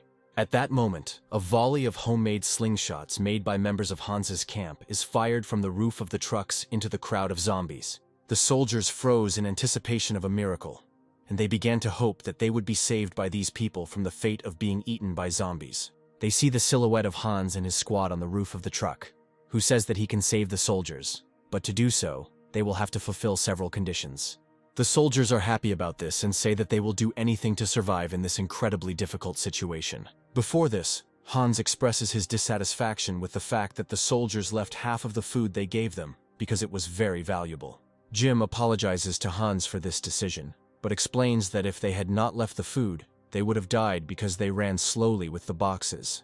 Hans forgives them for the loss of food and says that in order to be saved, the soldiers will have to show him on the map where the army's ammunition and grenade depot is. Otherwise, he will not save them. Hans shows his pistol to the soldiers, showing that his camp is armed and will be able to save them if the soldiers agree to the condition. We see a huge wave of zombies approaching from behind the military, and they have only seconds left to give their answer. The soldiers look at our character's squad and realize that these people, led by Hans, are an incredibly strong and determined community that is capable of fighting back against any threat. The squad leader, Jim, agrees to Hans's conditions to show where the ammunition depot is in exchange for saving his life and the lives of his comrades. Hans descends from the barrier towards the soldiers along with the cleaner and Jin and begins clearing the area. The janitor, in his usual manner, takes on the right side of the crowd, chopping up all the zombies with an axe and making jokes while doing so. A calmer Jin takes over the left flank and deals with the monsters on his part of the territory, leaving them no chance due to his mastery of martial arts. The military are stunned by the skill and passion with which these two literally wipe out a crowd of terrible zombies in minutes and cannot believe their eyes, because in comparison to them, they seem like harmless boys. Hans, with a smile on his face, as if nothing had happened, approaches Jim and asks him to show him on the map the location of the ammunition depot he needed, as they had agreed to save their lives. The soldiers mark the location of the army depot on the map and ask to be allowed to leave, giving them at least some food. Hans says that he will only let the soldiers go if they leave all their weapons behind, and, what's more, he will now only give them 25% of the food he gave them initially. The military is shocked by this decision and asks why he is taking away their weapons and why he is giving them so little food to take with them. Hans says that this is the price for saving them and punishment for the impudence they showed when they came to the camp of ordinary people and thought that they would take food for free. The soldiers realize that in this situation they have no choice, and Hans had calculated everything too well. So they give all the weapons they have to the people from our main character's camp. Next, Hans talks to Jin and the cleaner, and now they understand what exactly the protagonist's plan was. Hans asks Yong Huan to increase vigilance on the borders of their territory, so that no one, including a military man, enters the camp without our main character's knowledge. And Hans also says that he brought a doctor to the camp. After this, he calls a girl from the camp and tells her to cook something very tasty to eat and feed the doctor, and also to give her the opportunity to rest. The girl perceives Hans's instructions as a particularly important mission, and declares with full responsibility that she will cope with the task. Hans shows the camp to the doctor, and says that very soon they will equip him with a medical facility in which he could work normally. The doctor thanks Hans for such kindness, and says that he likes this place, and will make a positive contribution to its development. A few minutes later, Hans leads a clearing party to make room for the military to retreat. He is met by a crowd of zombies who in the meantime are finishing off the remains of one of the soldiers, whom they managed to bite first. Hans, keeping an impartial expression on his face, walks towards danger, preparing his pistol for battle. A precise shot to the head, and the first of the crowd of zombies falls to the ground, thereby attracting the attention of the rest of the crowd. We see that the zombies heard a loud sound, move away from the borders of the camp and go further away from Hans. The soldiers leave the camp and wonder where the monsters have gone, because an hour ago there were about 100 of them here. Jin says that he and his squad, on Hans's orders, will escort them to the truck to keep them safe. The road of zombie corpses tells us that Hans led the bulk of the crowd away, allowing the military group and Jin to pass. Jin deals with the rest of the zombie horde without much effort, and leads the group of soldiers to their destination. Approaching the car, Jin sees that all the zombies around it have already been killed, and the area has been cleared of monsters. Hans comes out from behind the car and says that they were walking too slowly, and he cleared the way to the car himself. Siri, as always, is pleasantly impressed by Hans's behavior, and talks about how strong her feelings are for him. The soldiers load the food donated to them into a car, and prepare to leave for their camp. The leader of the squad of soldiers, Jin, thanks Hans for his assistance, and hopes that this is not their last meeting. The soldiers leave, and Sari says that she hasn't seen the cleaner for a long time and doesn't know where he went. Hans tells her to look at the roof of the truck as it drives away. We see that the cleaner has hidden on the roof of this car and is driving along with it unnoticed. Siri asks why this had to be done. Hans replies that this way they will know where this group of soldiers lives and whether they pose a threat to the camp, because if they are dangerous, then Hans will have to eliminate them. The cleaner on the roof of the car thinks that he will cope with the task assigned to him at any cost, since this mission is very important for the camp. Arriving at their camp, the soldiers begin to unload food supplies, and during their conversation we understand that the supplies are needed for the children they are guarding. However, at this moment we are shown that while the soldiers were not in the camp, someone attacked them and killed their comrades. We see that they died not from zombies, but from the atrocities of people, because one of the soldiers was brutally crucified on boards. The cleaner sees all this and understands that the situation here is very bad. He also discovers traces of motorcycles and realizes that this is all the work of the people they heard about earlier. From the inscription on the building's facade, the cleaner understands that the same gang was here as near the hospital. The janitor calls Hans on the radio and reports to him the information he has learned. Hans goes to check the walls of their shop and finds the same inscription written in blood. The main character realizes that this gang of bastards marks the places where people live in order to later return to them and mock people. Hans tells Yong Hwan to strengthen security, set up observation posts, and prepare to repel enemy attacks.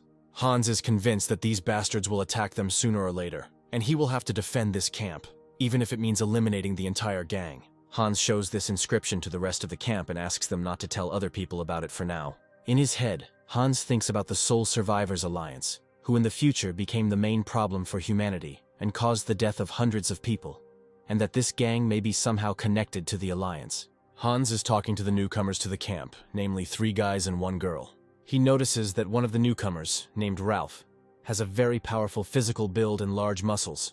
Hans tells Ralph that he is to join a search party consisting of Jin, Seri, the janitor, and Hans himself, while the rest of the new recruits will be sent to the second camp at the hospital. Ralph says that the other newcomers are his relatives, and he is responsible for their lives, so he does not want to be separated from them. Hans says that it is a 15-minute walk from here to the hospital, and Ralph will be able to see them every day, and Ralph agrees to the protagonist's proposal. However, Hans asks Yong Hwan to keep an eye on all the newcomers and report to him anything interesting. The next day, Hans visits the camp at the hospital and brings them food and new clothes, which the people happily accept. Hans also gives the new camp firearms that he took from the military and ammunition for them. Tom says he thought Hans wouldn't come back, and he's now pleasantly surprised.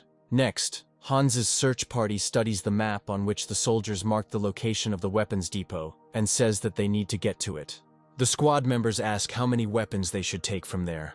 To this, Hans replies that they will take absolutely all weapons from there, no matter what they may be. The squad members are not surprised by Hans's answer, but as usual they feel slightly uncomfortable when Hans makes such an expression.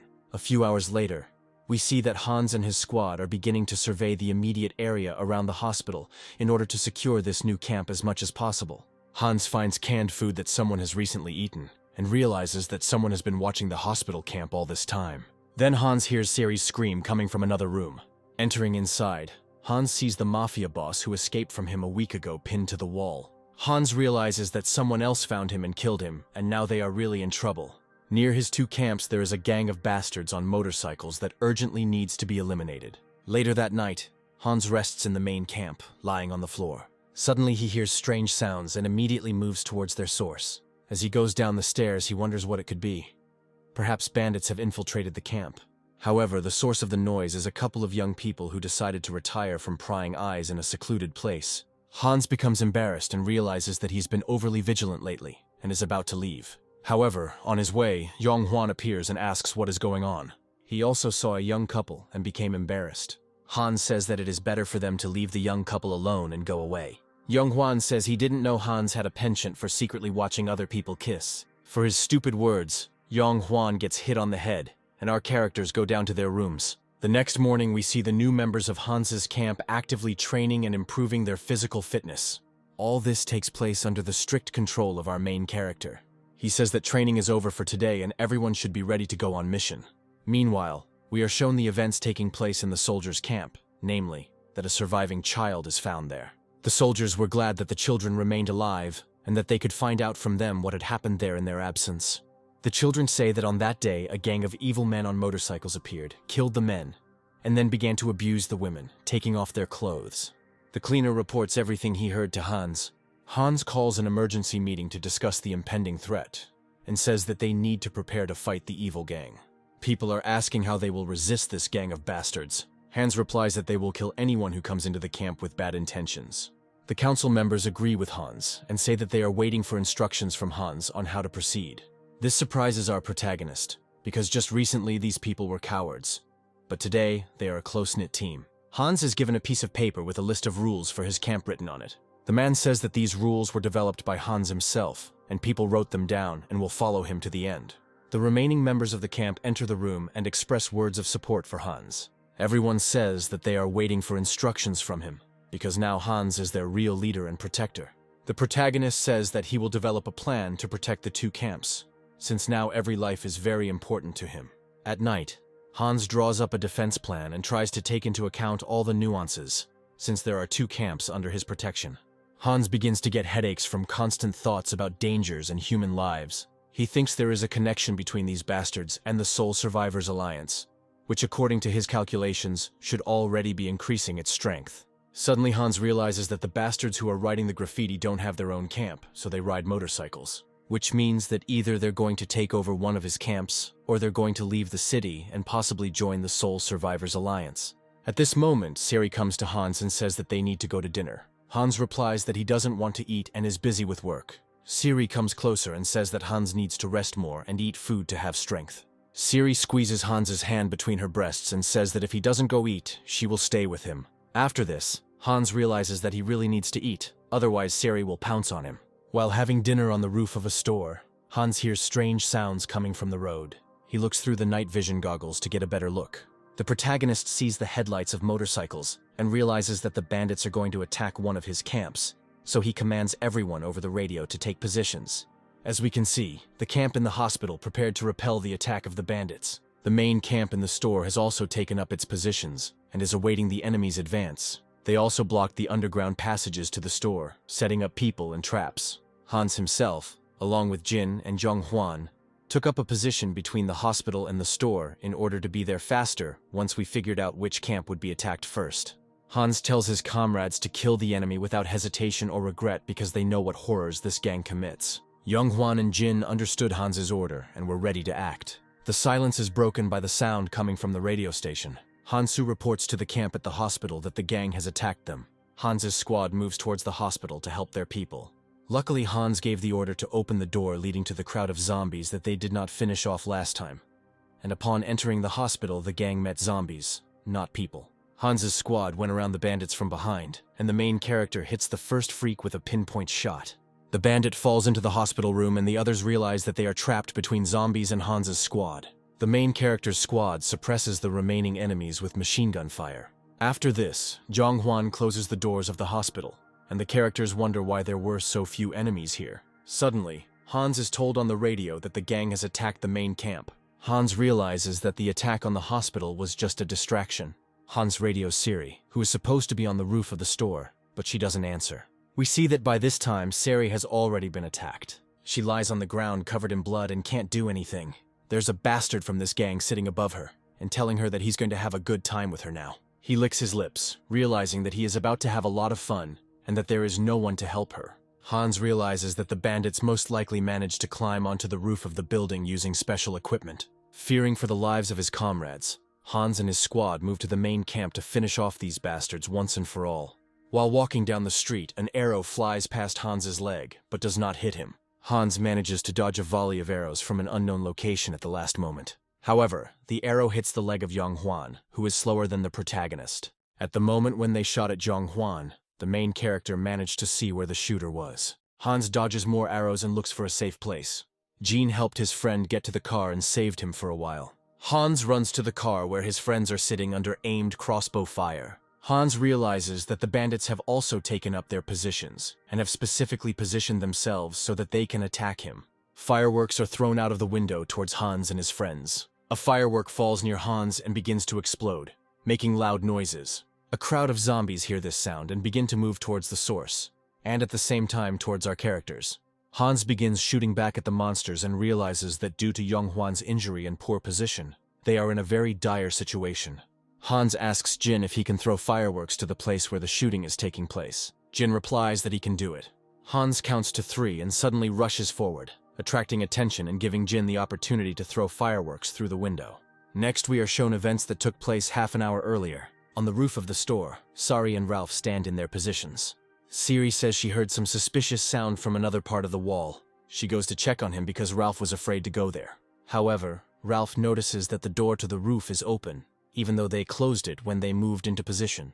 Turning back, Sari sees that Ralph is lying unconscious, and 2 bandits are standing behind him. One of them says that they are very lucky to have met such a beautiful girl with such a great figure. Siri realizes that she is in a very difficult situation, and she only has a few seconds to make a decision. The girl takes out a revolver with a sharp movement and aims it at her offenders. The bandits were shocked by the girl's behavior because they didn't know that she had a gun. Siri's first shot misses, and the tattooed-faced bandit moves out of the line of fire. The second bandit runs towards the girl with a bat, but for him it turns out to be a mistake. With a precise shot to the chest, the girl stops the insolent man approaching her. However, for a second she loses sight of the tattooed bandit and he knocks her down. Siri lies on the floor and cannot move because the blow to her head was very strong for her.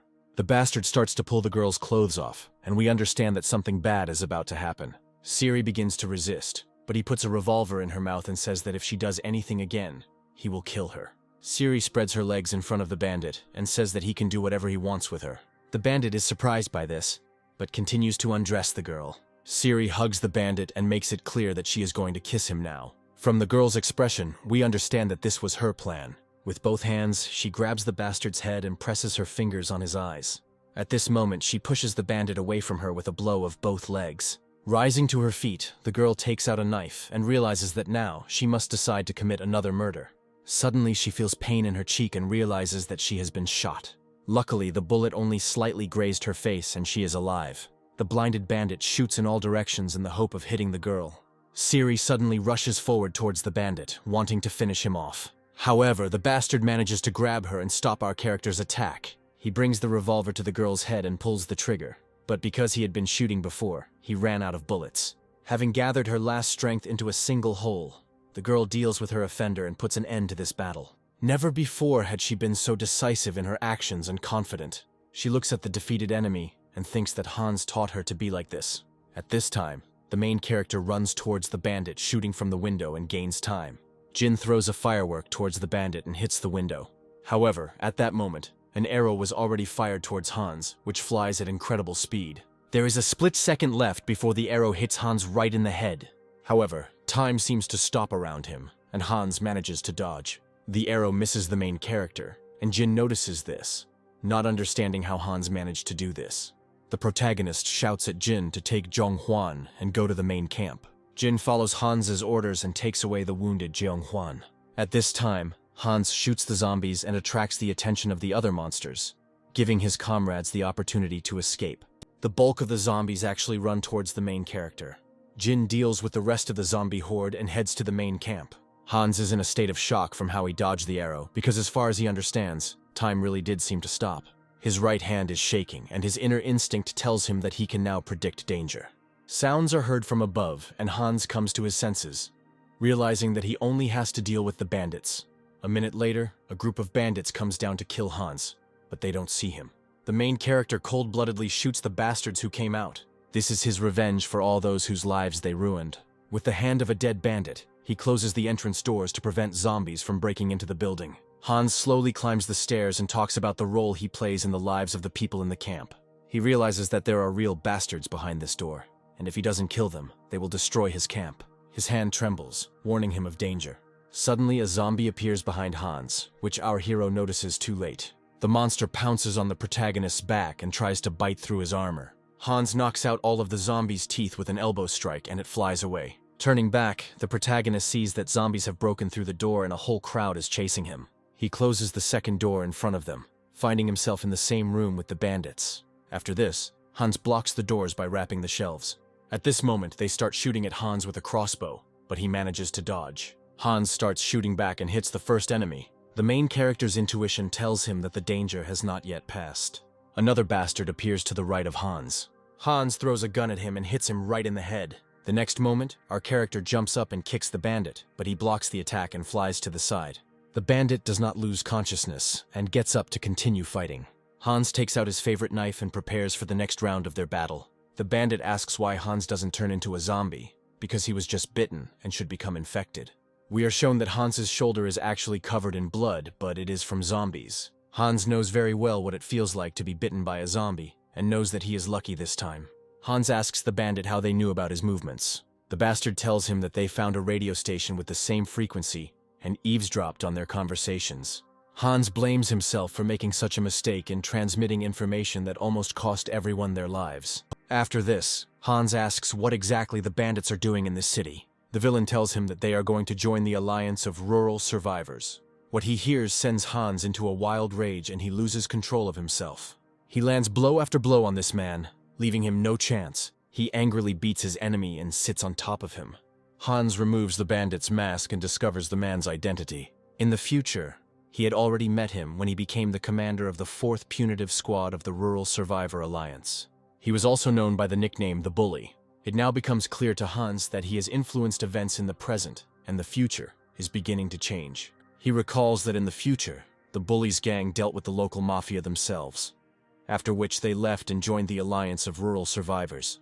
Due to Hans's disruption of their plans this time, they were delayed in this city for several days, and now he has the opportunity to deprive the Alliance of a potential recruit. Hans recalls that in the future, the Bully, after joining the Alliance, became famous for his cruelty and craving for bullying people. The Bully killed everyone in a row, sparing neither girls nor children, and now he is in the hands of our main character, who, by killing him, can save thousands of lives. Hans doesn't hold back his emotions and continues to beat the bastard. The main character also remembers a situation from the future, when a bully threw one guy into a crowd of zombies and undressed his girlfriend in front of his eyes. These memories make Hans even more furious, and he reaches for the knife. However, the bully does not give up and hits our character with his head. After this, he grabs Hans by the head and slams him on the floor. However, it was too late, because Hans had switched to the mode of an Avenger who felt no pain. He knocks away the bully's hand and jumps to the side. The protagonist grabs a knife, but the bully starts running towards the window, realizing that he won't defeat Hans in an equal fight. The enemy jumps out the window in the hope of escaping punishment in the form of our main character. Hans thinks in his head that his mission today is to catch up and finish off the bastard. He jumps out of the window after the bully. Hans sees where the bastard ran and starts chasing him. Along the way, Hans deals with all the creatures that stand in his way. Both guys run into the courtyards of residential buildings and are left alone with each other.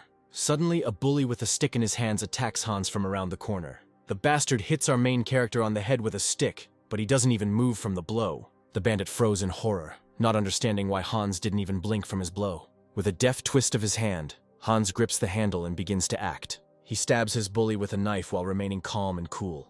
We see that Hans has cut off the bastard's ear, and he is screaming from the pain piercing his head. Hans slams his bully's head into the wall, and he passes out unconscious. After this, Hans throws the bastard into the crowd of zombies pursuing them, who have not eaten anything for a very long time. Hans watches as the monsters greedily take apart the bully's body and eat it. And after a few minutes, only memories remain of the bully. Meanwhile, Jin and the others climb onto the roof of the store and find Sari among the corpses of the attackers. She says that her life is not in danger, but Ralph still has not regained consciousness. We see that after a few hours, the doctor had already provided everyone with the necessary medical care, especially Zhonghhuan. Sari asks where Hans is now, since no one has seen him for a long time. Jin talks about what happened and says that he also hasn't seen Hans for a long time and doesn't know where he might be. Sari takes out a radio and tries to call Hans, but no one answers. Next, the doctor gives Sari an injection to stop possible blood poisoning. Night falls and Sari falls asleep due to stress and her fatigue. Jin thinks that Hans might be in danger somewhere, and at the moment only he can help him. Realizing his and his fellow comrades' duty to Hans, Jin decides to go alone into the unknown and find his friend.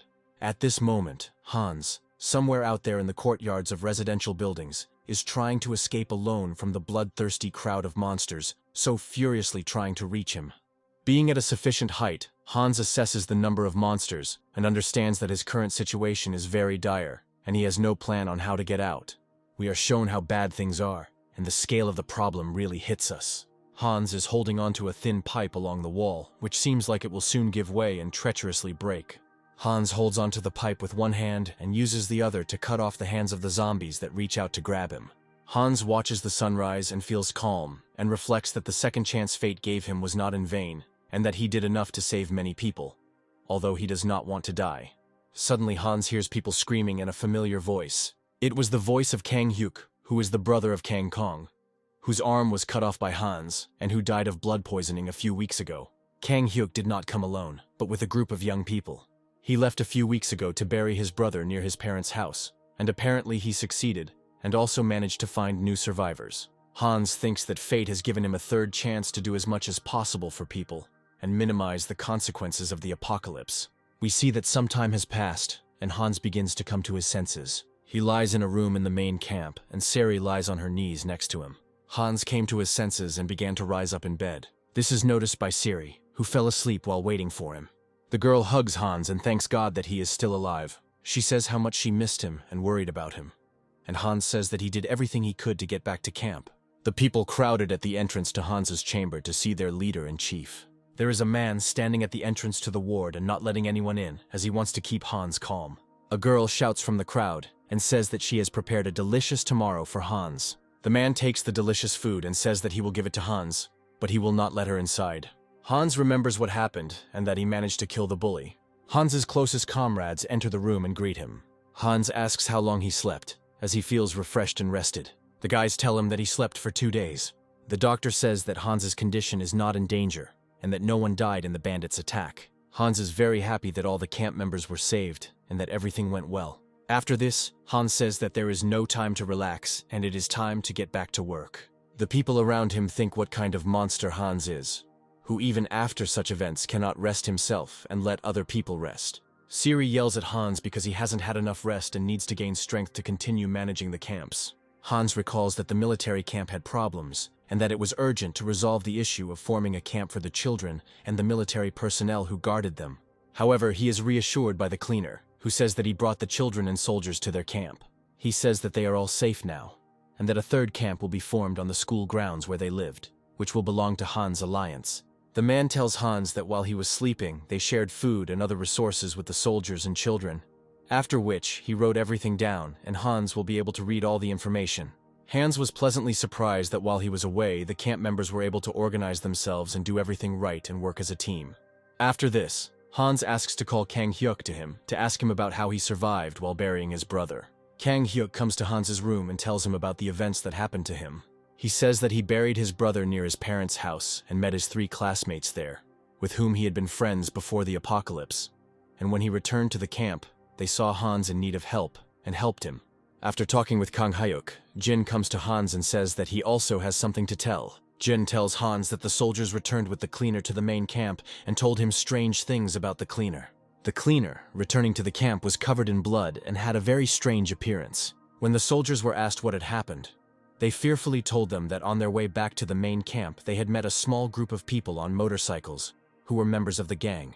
At that moment, the cleaner, knowing what horrors that gang had committed, single-handedly dealt with those people in a fit of rage. According to the soldiers, the cleaner looked like a real devil and his condition was worrying. Hans remembers the moment when a janitor dodged his shot at the mafia building and thinks that maybe he is not an easy person. Next, Jin asks Hans with a serious face how he managed to dodge that arrow on the night of the gang's attack. Jin says he watched from the sidelines, and it seemed to him that Hans had slowed down time in an incredible way. Jin doesn't understand how an ordinary person could do this and asks to explain it. However, a second later, Jin taps Hans on the shoulder and says that he understands that these two are just very clever guys and nothing more.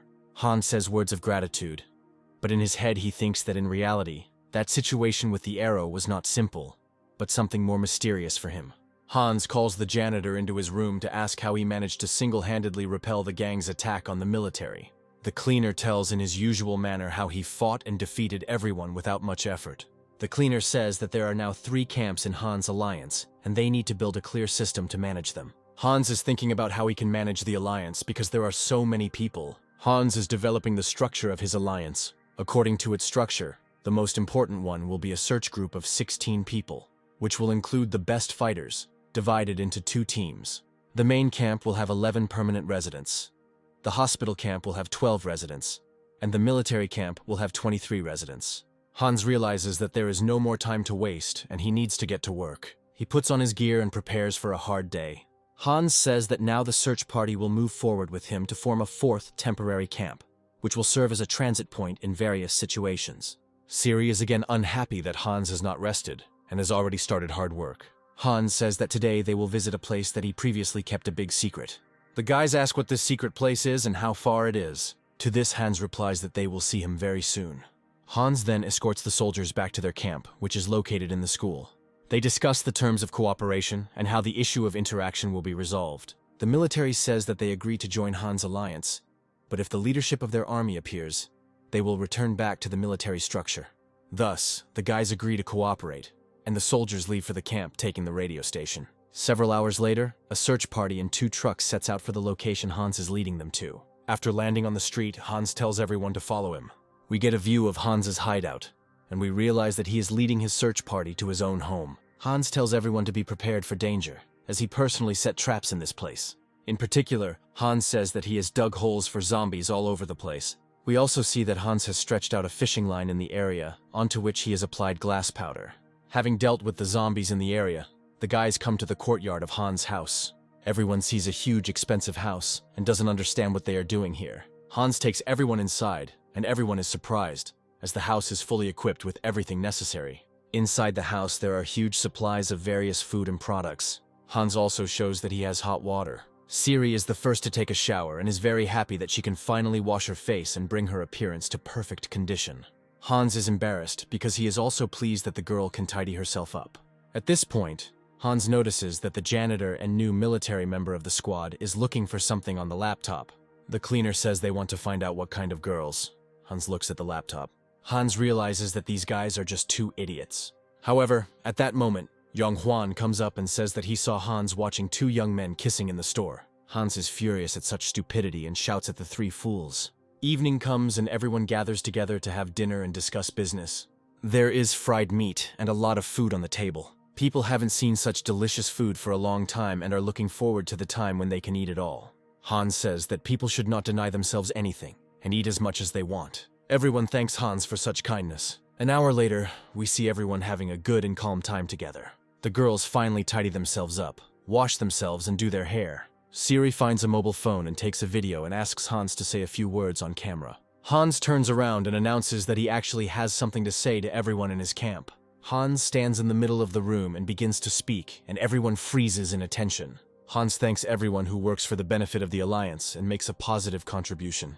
Everyone starts listening closely to what Hans says. Even his closest comrades in arms listen to the main character.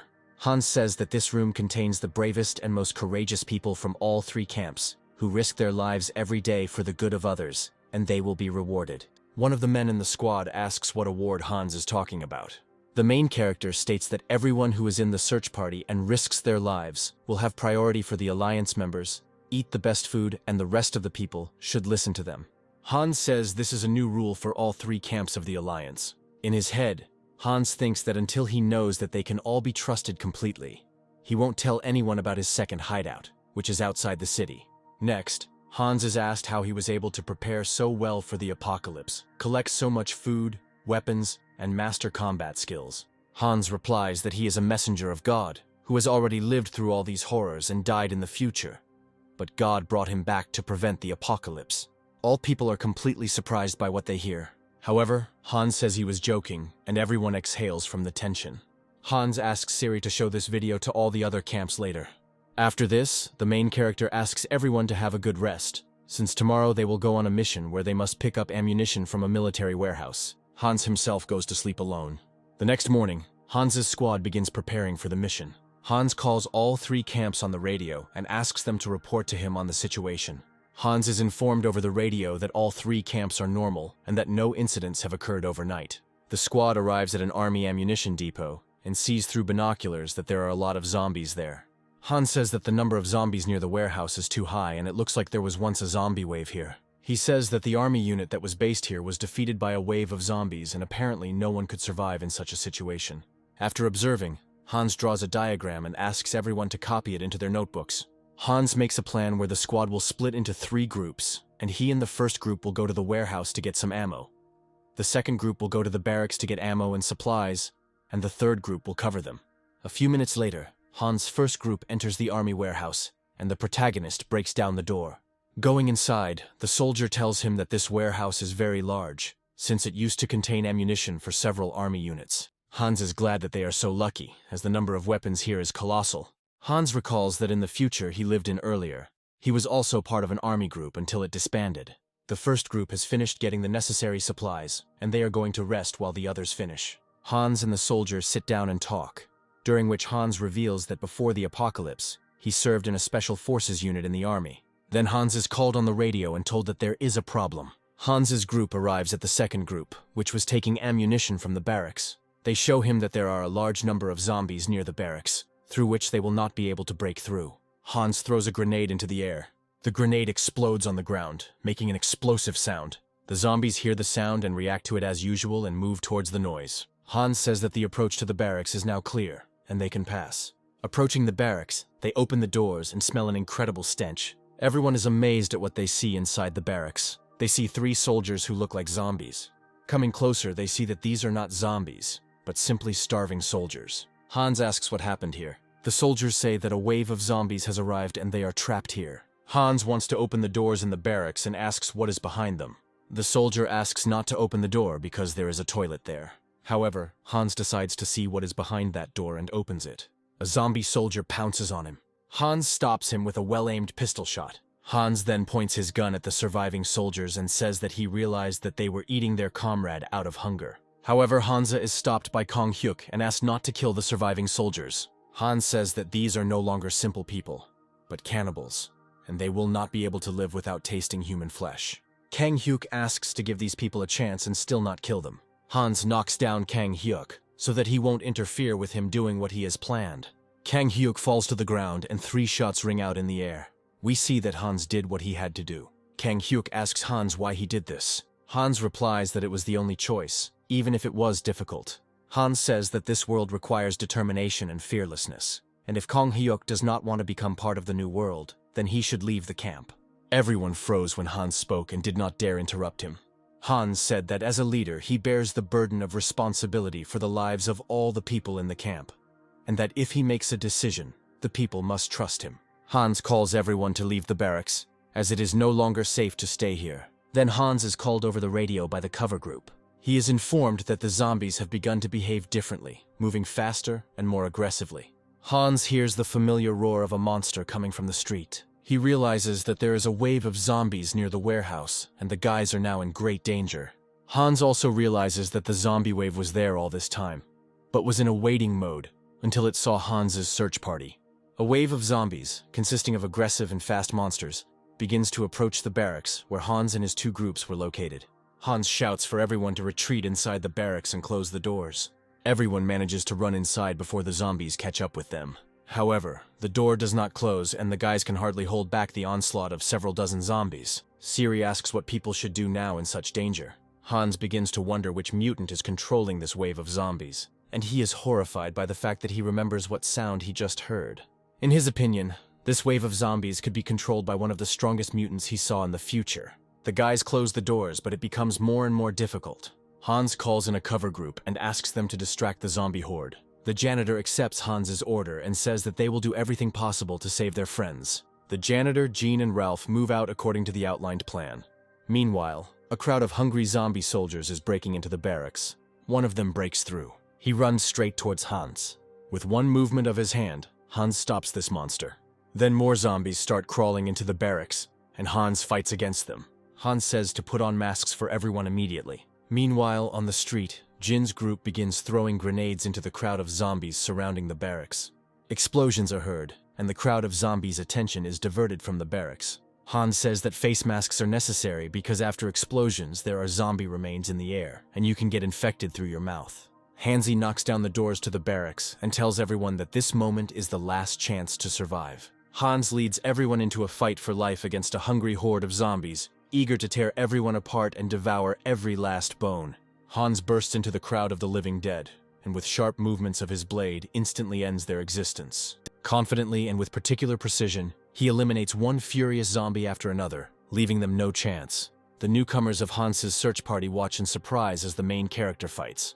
They froze and watched as Hans single-handedly exterminated dozens of furious monsters, and only one word came to mind. This word and this word is art. And it is as art that they see the fighting style of the main character. When Hans finished his round, there was not a single zombie left around him. Only their blood was visible on the mask on his face. The rest of the squad approached Hans and awaited his further instructions. Suddenly, Hans hears a sound coming from his right, and he turns his head. From the red smoke, which was colored by the remains of zombie blood flying in the air, he saw some kind of silhouette. Hans removes his mask to get a better look at the impending danger. It was another crowd of monsters from the zombie wave, which are distinguished by their special speed and characteristic red eyes. There were 100 or more of them, approaching our main characters with every second. However, the crowd of enemies is stopped by Hans' cover group, who open fire on them. It was the janitor and Jin who promised to cover the main character and his squad. Next, Hans and his squad take the weapons that were in the cart near them and also open fire from machine guns at the zombies.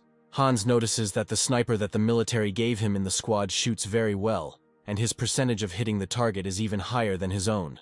Hans thinks that this soldier will be a good member of his search party, who can be trusted after this fight. Suddenly, the newcomer that Kang Hyuk brought to the camp falls to the ground. We see that he has very severe facial injuries, and he cannot get up. Hans, everyone be prepared for an air attack, as it looks like a special mutant has appeared. The janitor dodges another aerial attack and doesn't understand what kind of mutant can throw other objects. He sees that something like a grenade of organic origin was thrown at him. Suddenly, Hans looks up at the roof of a nearby building and sees a dark, huge silhouette. He realizes with horror that he is looking at one of the most powerful mutated zombies he has ever encountered. We see that it is a huge zombie with dark green armored skin and yellow eyes. Hans says his name in his head with fear, David. David is a special mutated zombie that leads a wave of zombies and directs them. Until now, all Hans knows about him is that he is a long-range fighter, and no one has ever survived an encounter with him. This mutant throws organic grenades that it produces from its mouth. Suddenly, David throws another grenade towards our characters. Hans shouts to all the people that they need to dodge such attacks and not try to reflect them. The cleaner continues to dodge David's attacks and waits for Hans's plan. Hans starts shooting at David with a machine gun. We are shown that regular bullets from a machine gun penetrate David's armored skin and do no harm to him. David is very angry that Hans shot him, and now our characters will have a hard time. Hans shouts for everyone to retreat to cover, while he himself tries to buy time for his comrades to retreat. Hans is left to fight alone against the terrible monster, and tries to come up with a plan in his head on how he and the others can survive this difficult battle. David continues to throw his grenades, but now he is targeting the main character. Hans dodges these attacks but realizes that he can't do this for long. Hans yells at the janitor that the two of them need to retreat to discuss their next plan of action. Meanwhile, the janitor repels attacks from the other flank of the second wave of zombies and realizes that he really needs to retreat. David becomes very angry and is going to finish off our characters. Hans realizes that now is the time to run away and begins to move towards the weapons warehouse. The janitor joins the main character, and together they run away to the rest of the retreating people. Taking refuge in the building with the others, the characters have a few minutes to discuss a plan of action. Kang Hyuk provides medical assistance to his injured comrade. Siri asks Hans what he knows about such zombies and what they should do next. This question puts Hans in a very awkward position, and he begins to talk about what he knows about David.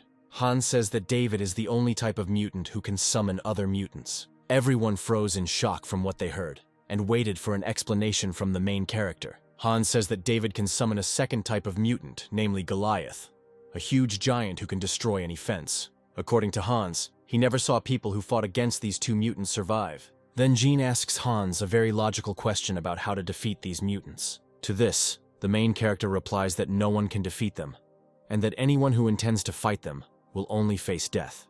Hans says that due to the wave of zombies and the appearance of two special mutants at the same time, they will not have enough people to repel their attacks and survive. Then Jin asks a second, no less logical question to Hans, namely how he himself managed to survive if he had seen them before. At this, Hans sadly lowers his head and recalls the events of the past. He says that the only reason he survived the one time he met this mutant is because he ran away from him. Hans then remembers in his head how in the future his comrade taught him martial arts and subsequently stayed to fight against such a mutant. However, as expected, his friend was bitten by a zombie and turned into a monster himself, which is why no one has a single chance to survive in such a situation. After his thoughts, Hans asks if there are any people among the people who would risk their lives to give the others time to escape. However, no one agrees to risk their life to save others. Then Hans calls his best fighters and says that they will try to defeat David and Goliath, but they may all die today. Hans says that Jean will go with him, and they work together to take on David. After this, Hans divides the rest of the people into several groups. He tells the sniper soldier and the cleaner to attack Goliath, who should appear soon. He tells Kang Hyuk and his friends to provide cover for the previous two groups from regular zombies.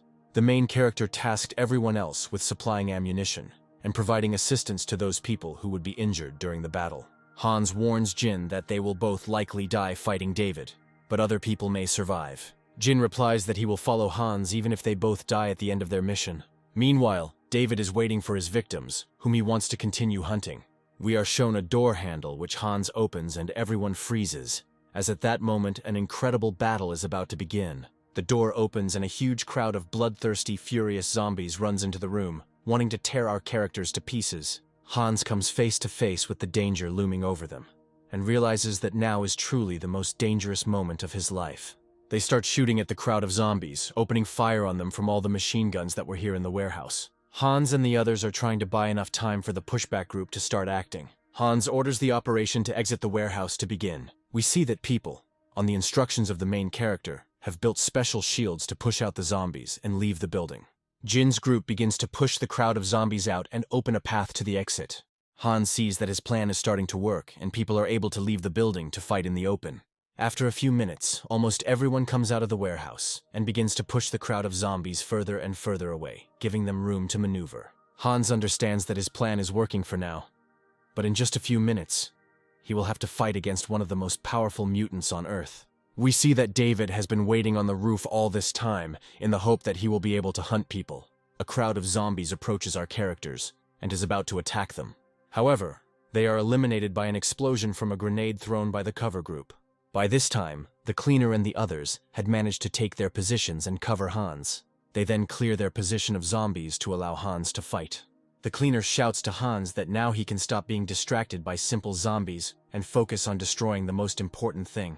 The janitor understands that this will be an incredibly difficult mission, since everyone is facing such a threat for the first time in their lives. Suddenly a zombie flies towards the cleaner and we realize that the very Goliath that Hans was talking about has appeared. The cleaner looks towards the fence and thinks that today is going to be a really incredibly difficult day. He sees a huge red monster that attacks zombies and stands behind the fence of a military warehouse. The janitor can't wait to see this mutant up close, so he starts running towards him. The cleaning team is surprised by this decision, because they themselves are very scared. The cleaner jumps towards a concrete wall and pushes off the ground with great force. Like a ninja, he runs along the wall because he needs to climb to the highest point. He grabs the edge of the wall and climbs up. Everyone is shocked at how the cleaner just climbed over a 10-meter wall and was able to climb to the top.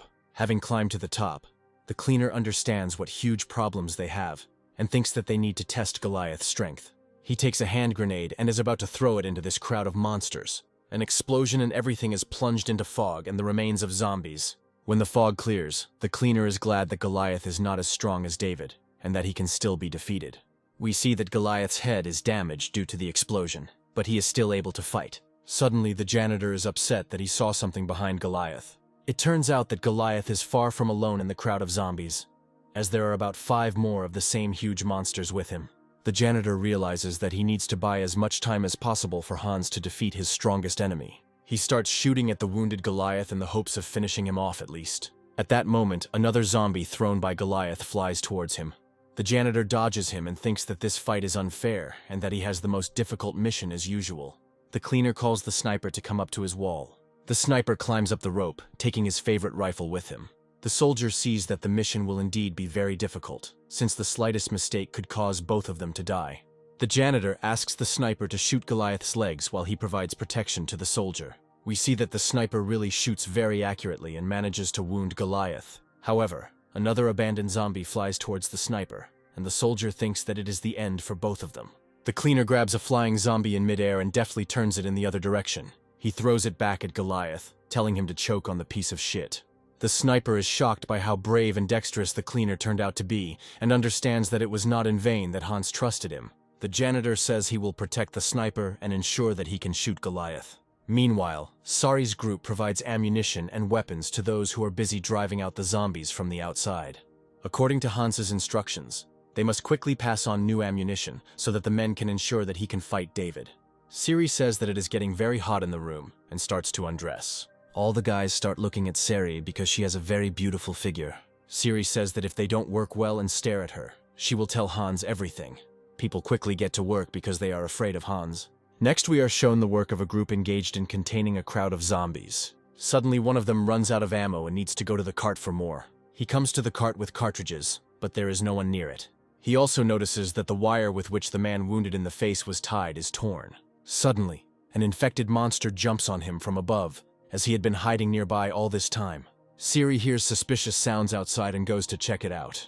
They show us that the guy has been captured, and they are already starting to eat him. Siri runs out into the street and sees this picture and understands that she needs to act. She kills the mutant, but it is too late and he manages to bite the guy. The guy begins to transform into a new monster. Since under the conditions of a zombie wave, the transformation occurs in a matter of minutes. The sound of a gunshot is heard in the air, and we see drops of blood. The transforming guy's hand falls to the ground, dead. We are shown Siri, who took it upon herself to stop the boy's suffering and prevent him from turning into a monster. At this time, Hans and Jean fight against David together using improvised means. David fights from a distance and does not allow anyone to get closer to him.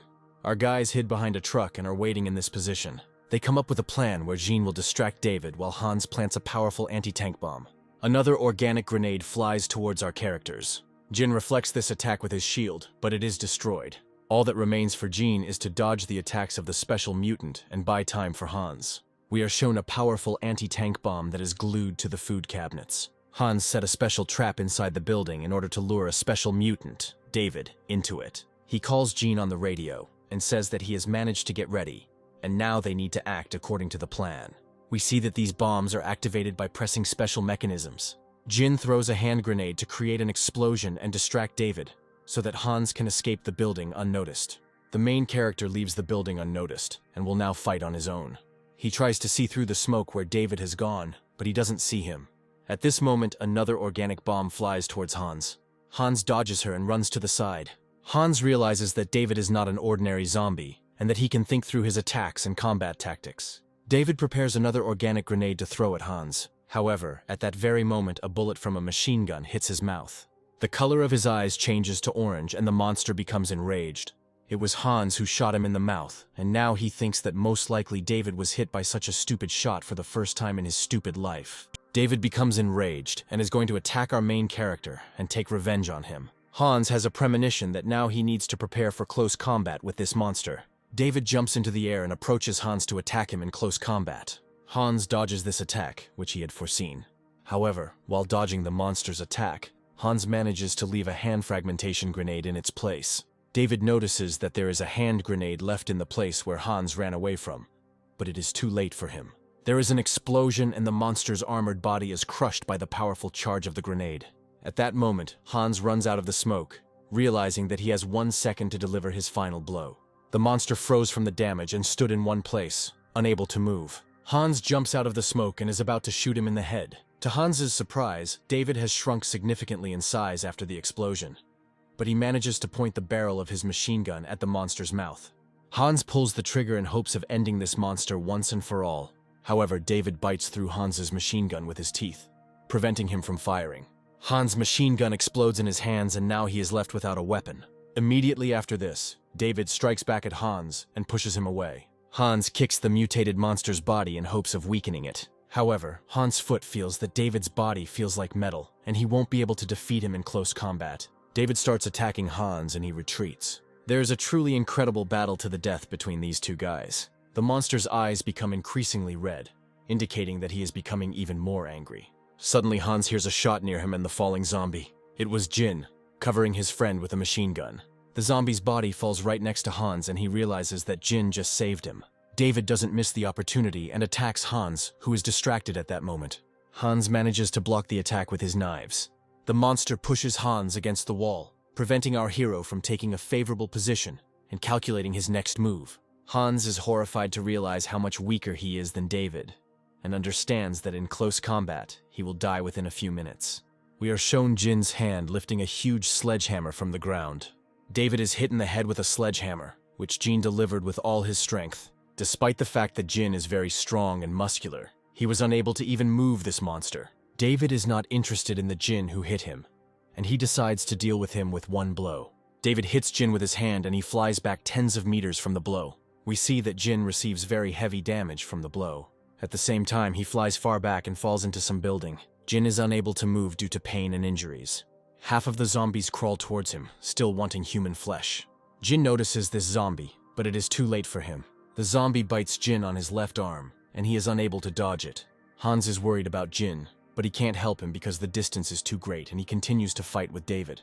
We are shown that the zombie has bitten off 2 fingers on Jin's hand. David launches his next blow at Hans, but he manages to dodge it. Hans realizes that if he doesn't defeat this monster, all members of his camp will die today. We are shown a confrontation between 2 of the strongest representatives of their species and a real fight to the death. The monster begins to breathe deeply and angrily, and we understand that he is going to finish off Hans because he is tired of playing with him. Hans senses danger and decides to dodge and distract this monster. David swings both hands at Hans and attacks him. Hans jumps to the side and has the opportunity to carry out his plan. He runs inside the building where he had recently prepared a surprise for David. The monster breaks down walls and runs after the main character, destroying everything in its path. At this time, Jin dealt with the zombie that attacked him.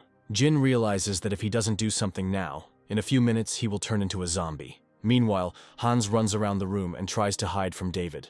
David finds him and proceeds to destroy the entire building around him. Hans notices the detonator he hid and realizes that this is his last chance to fix the situation. Hans jumps on the detonator in the hopes of pressing it in time and setting off the bomb. We see that at this moment, David is right next to the cabinets on which Hans had attached the bomb a few minutes ago. Hans reaches for the detonator and presses it. An explosion of enormous force resounded in the air and was supposed to finish off the monster once and for all. However, we see David's shining eyes in the cloud of smoke and understand that he is not dead. At the last moment, David notices the restless Hans, who by this time was already standing opposite him. With a sharp movement of his hand, Hans pierces David's right eye, depriving him of the ability to see with that eye.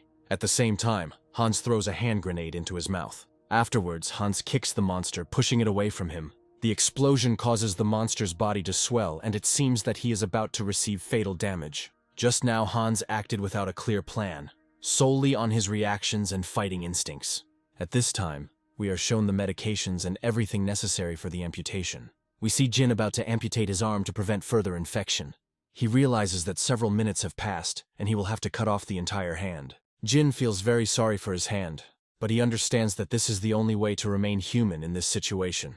A sharp cry of pain is heard near the truck in which Jin was sitting, and we realize that he has cut off his own hand. Meanwhile, we are shown a monster that has received very serious injuries, but is still conscious.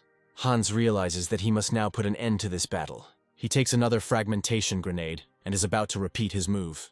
However, at this moment the monster's eye lights up bright red, and we realize that he has entered the final stage of his rage. In half a second, David closes the distance between himself and Hans, and the latter doesn't even have time to follow him. The next moment, David appears behind the main character and Hans doesn't even have time to react. David tears off a piece of Hans's shoulder in the hopes of infecting the main character and thus ending his life. Hans does not lose his composure and grabs a hand grenade. He puts a grenade into David's mouth. After this, Hans, with the last of his strength, hits David with an uppercut to his head. From Hans's strong blow, David, already weakened and diminished, is lifted into the air. The explosion of a fragmentation grenade tears David's body into small pieces. Hans stands in one place, covered in a green haze from the explosion. He smiles because he is the first man on Earth to defeat David and kill him. Realizing that the zombie wave will now end and his people are safe, Hans collapses. He lies on the floor and cannot get up because he is too tired after the battle. Hans thinks that in a few minutes, he will turn into a mutant and hopes that his comrades have enough strength to kill him. As Hans accepts his death, he reflects on what he has done for people and whether he did the right thing.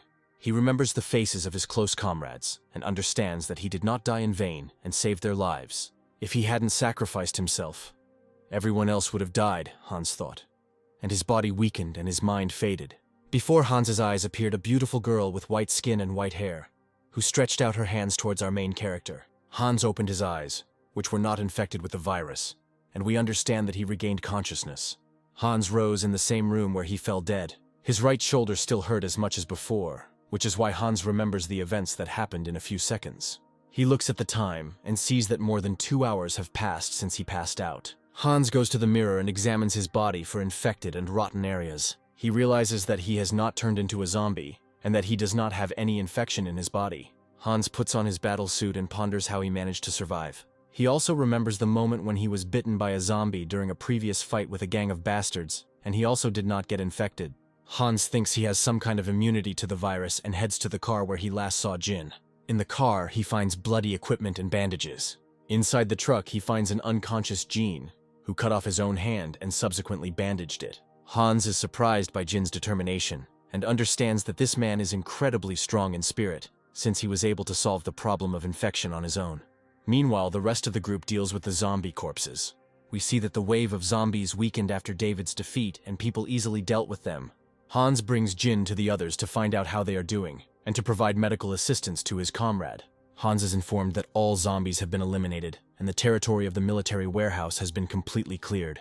The main character calls the janitor on the radio and asks how they dealt with Goliath. The cleaner replies that it was a very difficult task, but thanks to Hans's instructions and clear, well-coordinated work, they succeeded. We are shown how huge the Goliath was that the cleaning group fought. Then Hans calls John Huang on the radio to bring the doctor as quickly as possible. Hans explains to John Huang that there is a motorcycle in his hideout, which he must use to deliver the doctor as quickly as possible. Night falls, and we see that the entire group has reached Hans's hideout. All tired people sleep on the floor and replenish their strength. We are shown syringes and drained blood, and we understand that Hans's comrades shared their blood with Jin so that he could recover. We are shown Jin with his arm amputated and that he is still alive and conscious. The doctor tells Hans that thanks to the speed with which he was brought here on a motorcycle and the fact that people shared their blood with him, Jin will recover. Hans is also bandaged as he suffered significant injuries after the battle with David. He comes to the room where they have stored the received cartridges and weapons and understands that this is enough. Enough to counter any of the world's threats in the apocalypse. These supplies should also be enough to counter the Sole Survivors Alliance. Hans removes the bandage and looks at his wound and sees that it is almost healed. Hans cannot yet explain even to himself why he did not become a zombie, and decides that he will not tell anyone anything about what happened, and will keep it a secret.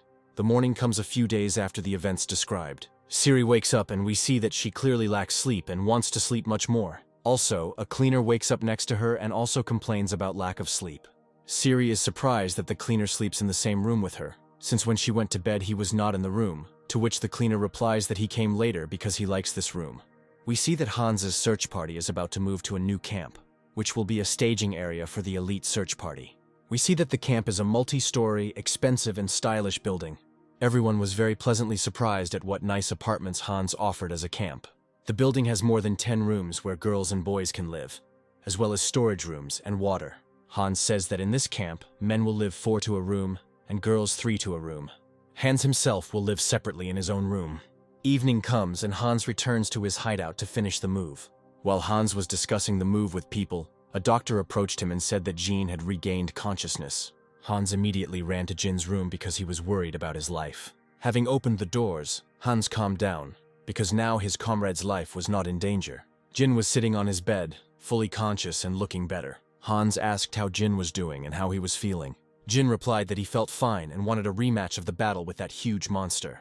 Hans says that he is sorry that Jin lost his arm in that difficult fight. The main character also takes responsibility for what happened. Jin replies that he holds no grudge against Hans, and that he will continue to follow him, as everyone owes their lives to our main character. Jin says that although he now has one arm missing, he has already figured out how to use it to his advantage. A doctor comes into the room with some drawings in his hands. The thing is that the doctor has already started developing a special prosthesis for Jin, and now he is told about it. Jin says that he doesn't need a regular prosthesis, he just needs a combat prosthesis. The doctor replies that it will be very difficult to manufacture, and that it will take several months of training for Jin before he can return to the search party. The doctor says that a combat prosthesis will interfere with Jin's daily tasks, and that it is better to abandon the idea. Hans orders the doctor to design the combat prosthesis exactly the way Jin wants it, because he deserves it. The doctor agrees and understands that he has a lot of work ahead of him. 2 months pass after the events just described. We see 2 people running down the street. They run into the created barrier and stop. The janitor tells the 2 people in the special device to put down their weapons and come forward to be examined and questioned.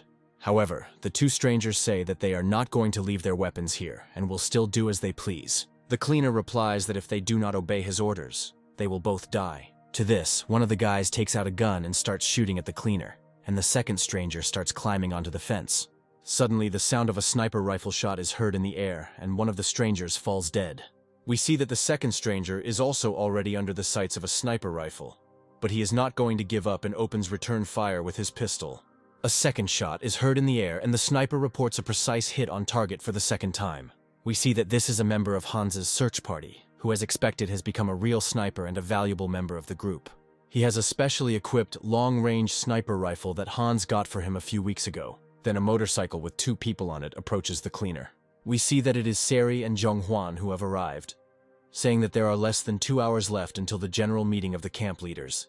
Next, we are shown the eastern border of the Hans Camp Alliance, and that the border expansion is currently taking place there. Hans also takes an active part in the battle and expansion of territory. He had just completed another mission to clear the area of the remaining zombies. We are told that Hans's alliance now consists of 5 camps, namely the hospital camp, the school camp with the military, the store camp, the search party camp, and a new camp in the northern part of the city. A motorcycle with familiar characters also arrives to see Hans. Seri is unhappy that Hans is not answering her on the radio and has forgotten about the scheduled meeting again. Zhonghwan greets Hans rather reservedly and coldly. The main character thinks that Zhonghwan still holds a grudge against him because Hans appointed the janitor as the head of the first reconnaissance squad of the search party, and appointed Kang Hyuk as the head of the second reconnaissance squad. Suddenly, one zombie breaks through the barrier and runs towards our characters. He quickly approaches Hans's back, who notices him quite late due to him being in the middle of talking to his comrades. At this moment, a huge, strong blade crashes into the zombie's head. We see the facial features of a familiar character who says that Hans is losing his fighting skills because of paperwork. Our heroes were delighted when they saw who had just killed the zombie. It was Jin, who now had a metal combat prosthesis with a blade instead of his left hand. Jin says he's still getting used to the prosthesis, but he really likes it. Next, we are shown the meeting place of the 5 camp leaders, who have gathered to hold a planning council. Hans walks down a long corridor, and we see guards and understand that over the past 2 months, his alliance has developed a lot. Hans enters the room where the next meeting of the leaders will take place. Everyone got up from their chairs when Hans entered the room. Our main character commands everyone to take their places. He sits down on the chair himself and thanks everyone for waiting. Hans declares the next meeting open and suggests starting with the pressing issues of the Alliance's life. The camp leader at the store says that there are documents on Hans's desk, according to which they have prepared questions that require Hans to resolve. Hans starts reading, and the first question on the document is about renaming Hans's camp alliance. As the camp leader explains to Hans in the store, someone needs to come up with a quality and interesting name for the alliance, so that they won't be embarrassed to tell it to newly discovered survivors. Hans makes an instant decision, and orders all 5 camps to collect proposals for a name for the alliance.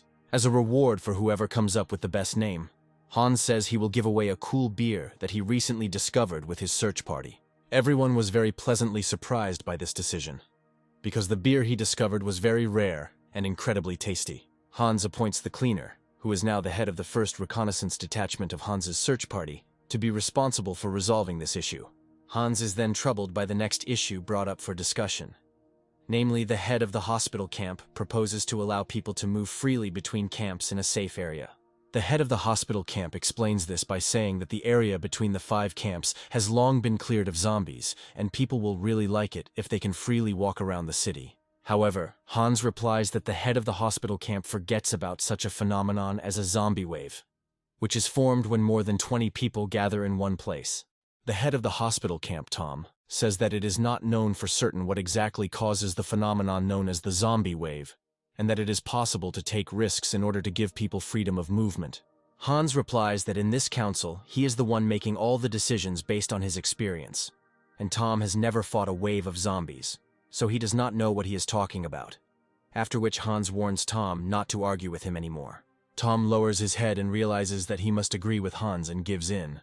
Hans warns Tom that if he argues with him again, he will remove him from his position as camp commander.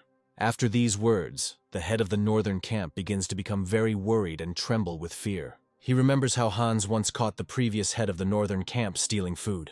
Having caught him at the crime scene, Hans killed him. Hans then proceeds to listen to the following questions. The head of the military camp says that they are running out of drinking water, and that this problem needs to be solved. Hans replies that after the expansion work is completed, they will extract water from a nearby reservoir. Until that happens, all other camps must share drinking water with them. Everyone is surprised by this decision and does not understand where Hans is going to get water from. To this, Hans replies that there is a river with fresh water near their camps, and that if they work together, they will be able to build a mechanism that will supply this water to all the camps. Next, Hans is asked about the need to distribute food supplies to all camps in equal proportions. Hans understands that at the moment, almost all food products are concentrated in one place. It is in the camp that the food and grocery store is located. and Hans has complete personal control over the food supply. He understands that if the heads of the camps gain independence from each other, then real hostility will begin. Therefore, Hans replies that there will be no distribution of food, and that everything will remain as before. He says that by receiving food, the camp leaders will gain independence from Hans, and he cannot allow this. Hans states that he is their only hope for survival, and all power will belong to him alone without reservations, including because none of the leaders risk their lives like he does. Therefore, they will follow his orders. Night falls, and we are shown the camp of Hans's search party, which is based in a cool, stylish building. We see that Hans is actually doing paperwork as the head of the entire alliance. The janitor takes Hans's documents and starts laughing at the protagonist's notes.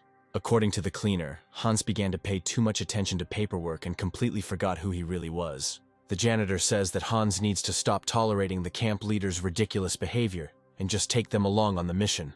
Comrade Hansa argues for this proposal by saying that the other heads of alliances are sitting in their offices and have forgotten what real danger is, and they need to be reminded of this. Hans thinks that the cleaner's proposal is quite interesting, and he should think about it and perhaps do so. Then the janitor turns on the radio and shows Hans that he recently heard an ad from some girls. The janitor turns on the recording of this announcement, and we hear the voice of a girl who says that the girls have founded a special camp to help women, and they call on everyone to come to a place near the station, while having a minimum amount of weapons and a white flag with them. Hans begins to remember the familiar voice and wonder if this announcement is a decoy, or if it is really as the voice says. Suddenly Hans remembers the voice from the radio and the events during which he heard it.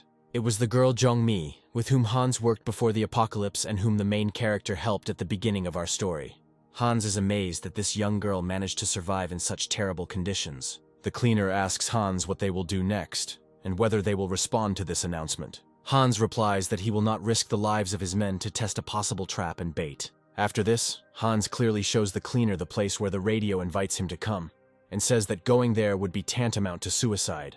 Hans then asks the janitor to help him sort out the remaining documents. Morning comes and we see a camp near the store. Siri and Jonghwan arrive there and greet the local guards. They bring fresh news from the other camps to the residents of this camp, which is now printed in a small newspaper. Residents always look forward to news and love to read about new and exciting events. Next, Siri and Jonghwan head to the northern camp to also deliver newspapers.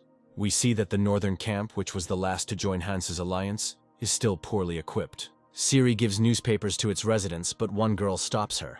This girl says that she has some bad news for Siri, and she needs the help of the alliance leadership. We are then shown that a few hours later, Hans holds an emergency meeting with his elite search party, where he announces that the reconnaissance team led by Kang Hyuk has been ambushed. Jin asks how this happened and how Hans managed to find out about it. Hans says that a few hours ago, 2 people from Kang Hyuk's squad ran into the camp and told about the squad. According to the 2 guys, they were looking for survivors with Kang Hyuk and found a new religious camp. But the others were captured and the 2 of them managed to escape. Jin is nervous, as the 2 escapees could have been followed, and now the enemies will find out where Hans's camp is based. To this, Hans replies that he and other people searched the area and found no evidence of surveillance on the escaped alliance members. Now Jin asks what to do in such a situation. The main character explains that their enemies are now an unusual gang of robbers, but rabid fanatics, and the leader of their gang is called the Messiah. Everyone is surprised by such a name of the leader, and understands that most likely this time their enemies are real madmen. The cleaner does not understand the general surprise and asks why Hans is so excited. To this, the main character replies that groups of survivors who form a religious camp tend to become a very powerful negative community. He says that such people, blindly following their master, will kill and die for him, so it is very difficult to fight against them. The janitor then asks if Hans has a plan to free the captured Kang Hyuk and the others. To this, our main character responds that we need to assemble the entire composition of his elite search group. Hans says that they will free their comrades at any cost, and after that they will cruelly punish their offenders. Hans then suggests starting the mission and asks if anyone has any questions. To this, Siri raises her hand and says that they have a problem. Siri states that in the morning, a girl living in the northern camp told her about a very delicate issue. According to the girl, one of the members of Hans's search party pestered her and insisted on intimate relations in exchange for food. Siri says that this is a very serious case that requires Hans's attention. The main character is very angry and thinks that not a single day can pass peacefully in his alliance. Hans is furious at this news, and the first thing he wants to do is punish the offender. However, then he remembers that the guy that girl was talking about is, in his opinion, a normal man. He recalls that the guy trained hard for months to get into Hans's squad and showed real courage and integrity. Hans says he will solve this problem, but for now we can't be sure that the girl is not deceiving them. After this, Hans's elite search party moves to the place where Kang Hyuk and his party were captured. One of the squad members asks Hans why they are going this way. To this, Hans replies that by going along this road, they will remain unnoticed by enemy reconnaissance. Hans looks around the area and notices something. A cleaner comes up to him. A truly terrifying picture opens up for the two of them, namely a crowd of thousands of zombies who used to be ordinary people and lived in this city. Hans looks down silently and muses that it will take years to clear this city of monsters. Meanwhile, we are shown Kang Hyuk, who is being held captive. We see that 3 more people from his squad are captured along with him. An incredibly terrifying face approaches Hyuk and is ready to tear him to pieces. We see that the people who captured Kang Hyuk's squad tied zombies near them so that the people could not escape. Kang Hyuk faces the danger and hopes that Hans will save them this time too. Hans then recalls how they were captured. Namely, they heard the sounds of prayer coming from the church. When they approached her, a monk opened the door for them. The monk said that this place was holy, and Kang Hyuk's squad could enter it and purify themselves. People found this funny, but Kang Hyuk decided to go inside and check. The monk invited everyone inside and told them to leave their weapons at the entrance, as this was a holy place. Next, our characters were fed delicious food. On the surface, this camp seemed ordinary and there were happy people in it. However, Kang Hyuk had a bad feeling, and he understood that not everything was so smooth here. Next, Kang Hyuk asked the monk where people who undergo initiation go and where they are located. At this, the monk laughed and became more like some kind of devil. He said that all who undergo enlightenment go to heaven and no longer live in this world. At this moment, the head of this camp, whose name is Messiah, enters the church. Everyone kneels before him and begins to pray. The Messiah takes his place in the church hall. He tells everyone to sit down, and now another initiation ceremony will take place. The Messiah says that 2 girls have entered the camp and will soon finish their education. Kang Hyuk decides to explore the entire church building and asks how to get to the toilet. Next, Kang Hyuk begins to inspect the church building and sees that the passage to the upper floors is closed and there are guards there. Kang Hyuk decides to use the elevator tunnel. He crawls to the top floor to get all the answers he is looking for. Having climbed to the top floor, Kang Hyuk remains unnoticed. Suddenly he heard some strange sound coming from the street. He looked out the window and saw zombies outside eating a man. Kang Hyuk realized that someone had just been thrown out of the church window. He understands which room this could have been done from and is going to go there. Entering the room, he saw 2 men who were going to play with a young and beautiful girl. The men said that they had not had such a slender and attractive girl for a long time, and now they would play with her all day long.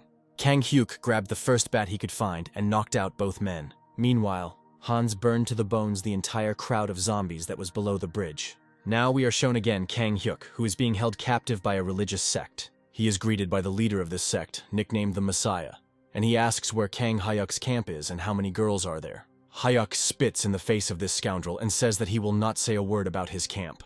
The Messiah wipes away Hyuk's drool and says that in that case, he has prepared a little surprise for him. Namely, he approached the girl and told Hyuk that if he didn't tell him anything, he would undress this girl in front of his eyes and hurt her. Hyuk says that the Messiah is actually just a common bastard and pervert, and that he will definitely be punished. To this, the head of the sect answers him that no one can harm him, not even the stupid and small camp of Hyuk. At that moment, the Messiah was approached by his security guard, who said that their church had just been attacked. The guard explained that they did not have time to see how many people were there and what weapons they had. The Messiah was very surprised at how quickly the Hyuk camp members found him. He tells Hyuk to wait for him here, because now he will go and easily deal with the people who attacked him. Walking down the corridor, the Messiah sees that many of his people died during the attack on the church. The head of the sect realizes that he has 4 hostages, and that now he will first kill the attackers, and then finish off the captives. The Messiah opens the doors to the church hall. A terrible picture appears before him. All his subordinates are on their knees with their hands behind their backs. His guards were killed and their weapons taken. The Messiah does not understand who and how could do this to his people in such a short time. The silence in the hall was broken by a clear question from a man in armor with red hair, who asked which of these people was the real Messiah. The sect leader ordered Hansu and his men to lay down their arms, or he would kill Kang Hyuk. A shot was fired, and the sect leader's guard, who had pointed a gun at Kang Hyuk, fell dead. The Messiah didn't even have time to come to his senses before his hostage was left without control. In front of him stood a young man with red hair, and a light smoke was coming out of his pistol from the shot he had just fired. The Messiah thought that at this moment he should retreat and run away and hide. The head of the sect begins to run away, but he is stopped by 2 precise shots from a pistol. Hans tells the rest of the men to free Hyuk and check the remaining rooms. The main character also reproaches Kang Hyuk for his recklessness in putting the camp at risk, by not reporting to him about the discovery of a new camp. Kang Hyuk realizes his mistake, and says that he will accept any punishment. Now, Hans's attention is drawn to the head of a religious sect. The first thing Hans asks him is why he is called the Messiah. To this, the madman replies that he is a messenger of God, and he is invulnerable. Hans grabs the head of the sect by the clothes and says that now he will personally check how invulnerable he is. The head of the sect raises his hand and shows Hans that it is covered in scars. Hans is surprised by this and thinks in his head that perhaps the Messiah has the same gift of healing as he does. The main character rips off the clothes of the Messiah and exposes his body. All the parishioners froze and began to pray at what they saw. Before us stands the Messiah, covered in scars and cuts, and we see that they have all healed on his body. All the sect members present fell to their knees and began to say prayers. Hans remains calm and unsurprised, asking if the Messiah is immune to zombie healing. The head of the sect replies that he is a god and is immune to any bites and damage. Hans abruptly grabs the hand of the Messiah, who has already tired him out with his pompous speeches. In cold blood and without hesitation, Hans cuts off several fingers on the hand of the head of this religious sect. Everyone screams in horror at this, because up until this moment, they considered the Messiah invulnerable. The Messiah screams in pain and begins to cry. Hans says that now he will ask the Messiah questions, and if he does not answer them, the main character will beat him. The Messiah shouts that he must be spoken to with great respect because he is God. Hans punches Messiah in the face and asks where the rest of Kang Hyuk's comrades are. The Messiah says that he is in great pain, and before he can answer, Hans must promise that he will not kill him. Hans says that he will not kill the Messiah if he cooperates. Hans hits Messiah again because he didn't answer his question about where his people are. Hans says that the Messiah is just a pathetic bastard and a swindler who deceived people, and now it's time to pay for his sins. The Messiah tells Hans that his men are hidden in a storage room a few floors up the stairs. Hans orders Yong Hwan to find and free his comrades. Yong Hwan sets out to find the remaining 3 people who were held captive by the Messiah. Next, the main character asks the head of the sect what he was going to do if Hans had not come to his church. The head of the sect tells him that they would sneak into Hans' camps and steal girls and food. Hans beats the stupid sect leader for such words, and says that he has no idea who he is dealing with, and how powerful Hans's camp alliance is. The main character asks what the Messiah did before the apocalypse. The Messiah admits that before the zombie apocalypse he was in prison and serving a sentence for fraud on an especially large scale. Hans tells the head of the sect that he is just a piece of shit and a liar to him. All the people heard the confession of the head of the sect that he is a fraud and a deceiver, and understands that they wasted their time praying with him. Hans says that now is the time to take responsibility for your actions. A cleaner enters the room carrying 1 live zombie. Hans is asked what he is going to do with all this now. The head of the sect begs not to kill him and says that Hans promised it. Hans replies that he will not kill the head of the sect with his own hands, but will only check if the Messiah is immune to zombie bites. The next moment, Hans releases the zombie, and then pounces and bites the head of the sect. After this, Hans kills the zombie and leaves the head of the sect lying on the floor. Hans orders the janitor to post guards near the body of the cult leader, and watch to see if he turns into a zombie. Hans then says that we need to think about what to do with the members of this religious sect taken hostage. He understands that most of the people in this sect are women who are of no particular value to him. Hans orders to search the entire church building, find the necessary resources, food, weapons, and bring them to the main hall. After this, Hans says that he will kill all the people who were in the religious sect. Kang Hyuk asks not to do this as these are just deceived people. He says that Hans should pardon them and spare them, and not kill them. Hans tells Hyuk that for putting the people of the Alliance at risk, he is removing him from his position as head of the 2nd Reconnaissance Squad. Hyuk accepts this punishment but asks Hans to spare the women. He says that they can be useful to the Alliance, and that other solutions to this problem need to be found. The girls are terrified, and they are very scared because they see that Hans is a very serious and determined person, and they might die soon. Hans ponders what to do in this situation, because he cannot take girls into the Alliance, because in this way he will put the rest of the people at risk. The main character thinks that he would not kill innocent people, and now he is just intimidating them and testing how they will behave. Hans also remembers how in the future, Kang Hyuk's brother died. sacrificing himself for the sake of the others. Hans says out loud Kang Kong's words, live and help others survive. Kang Hyuk asks what Hans just talked about. Hans's answer surprises him very much. The main character said that the words live and help others survive belong to Kang Hyuk's brother, and he values these words very much, so he will spare the girls and think about what to do with them. Siri knew that Hans would not kill the prisoners, and understood that he was simply intimidating them.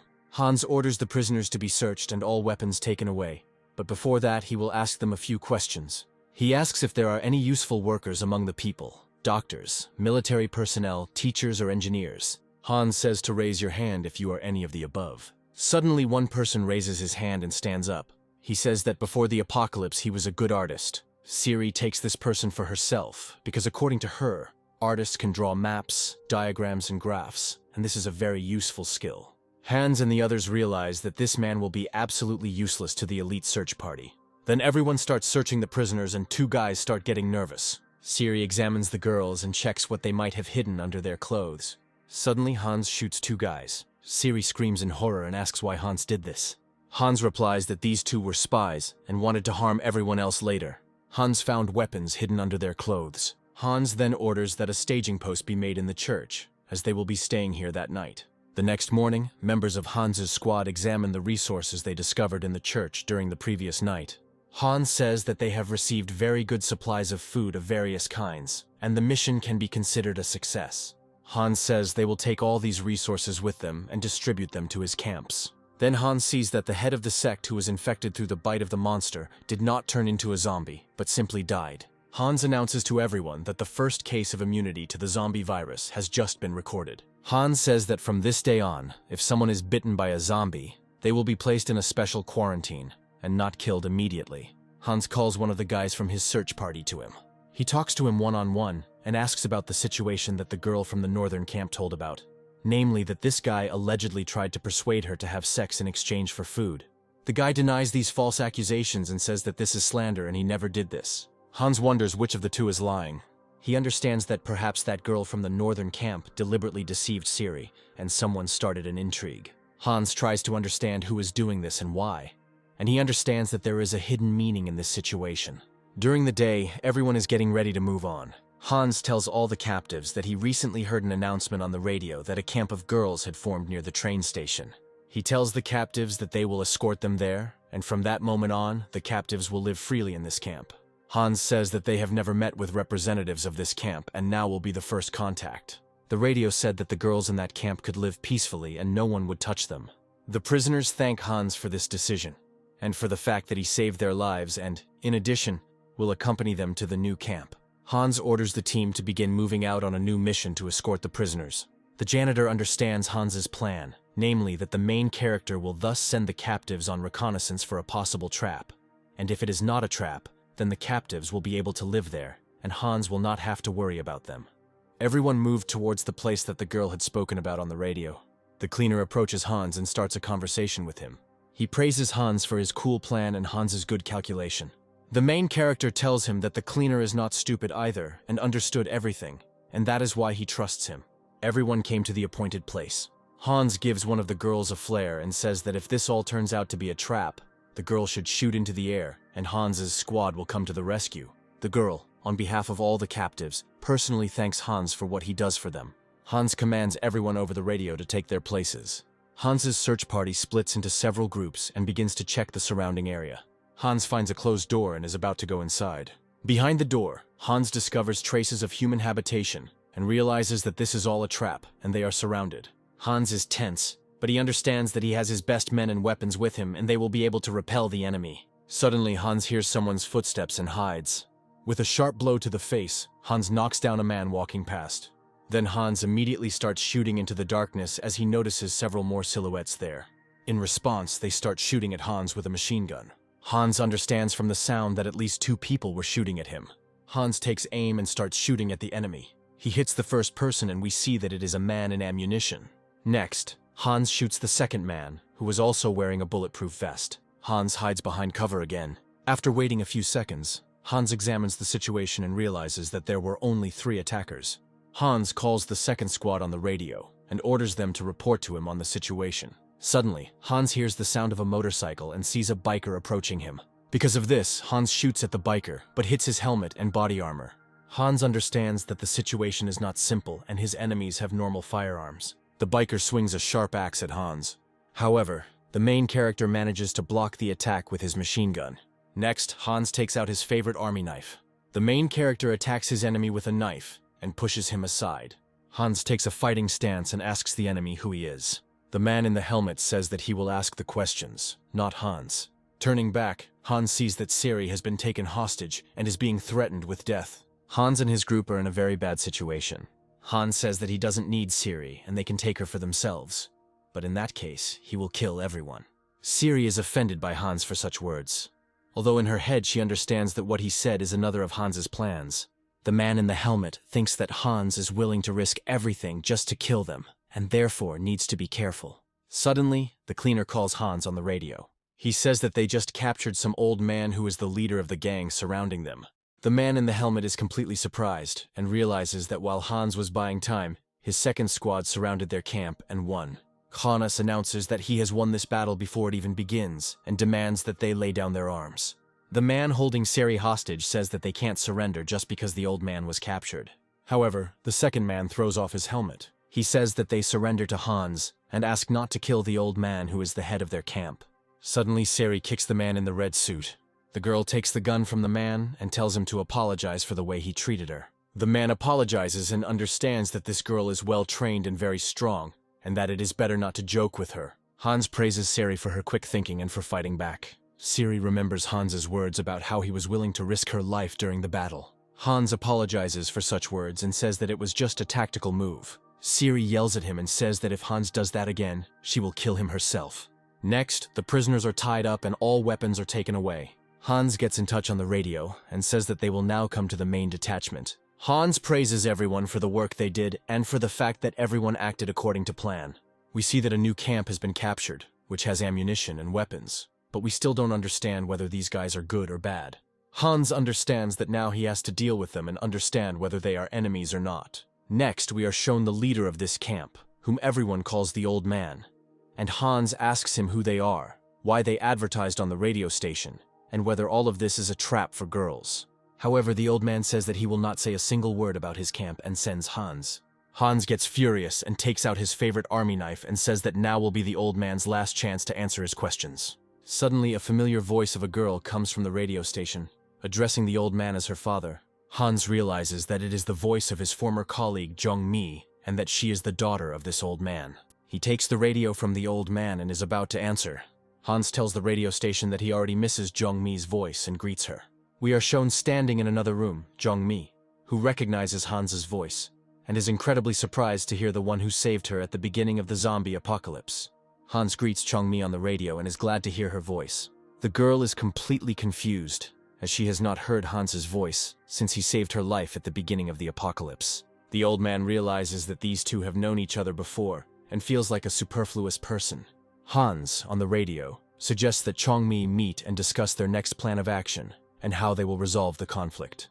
At the same time, the main character orders not to let anyone go and to keep an eye on all the soldiers. Jung-mi agrees to meet with Hans to talk. Hans tells the girl that she looks older and wiser than she used to, and he is surprised that she was able to survive. Jung-mi, first of all, thanks Hans for the advice he gave her at the beginning of the apocalypse, and it was thanks to him that she was able to survive.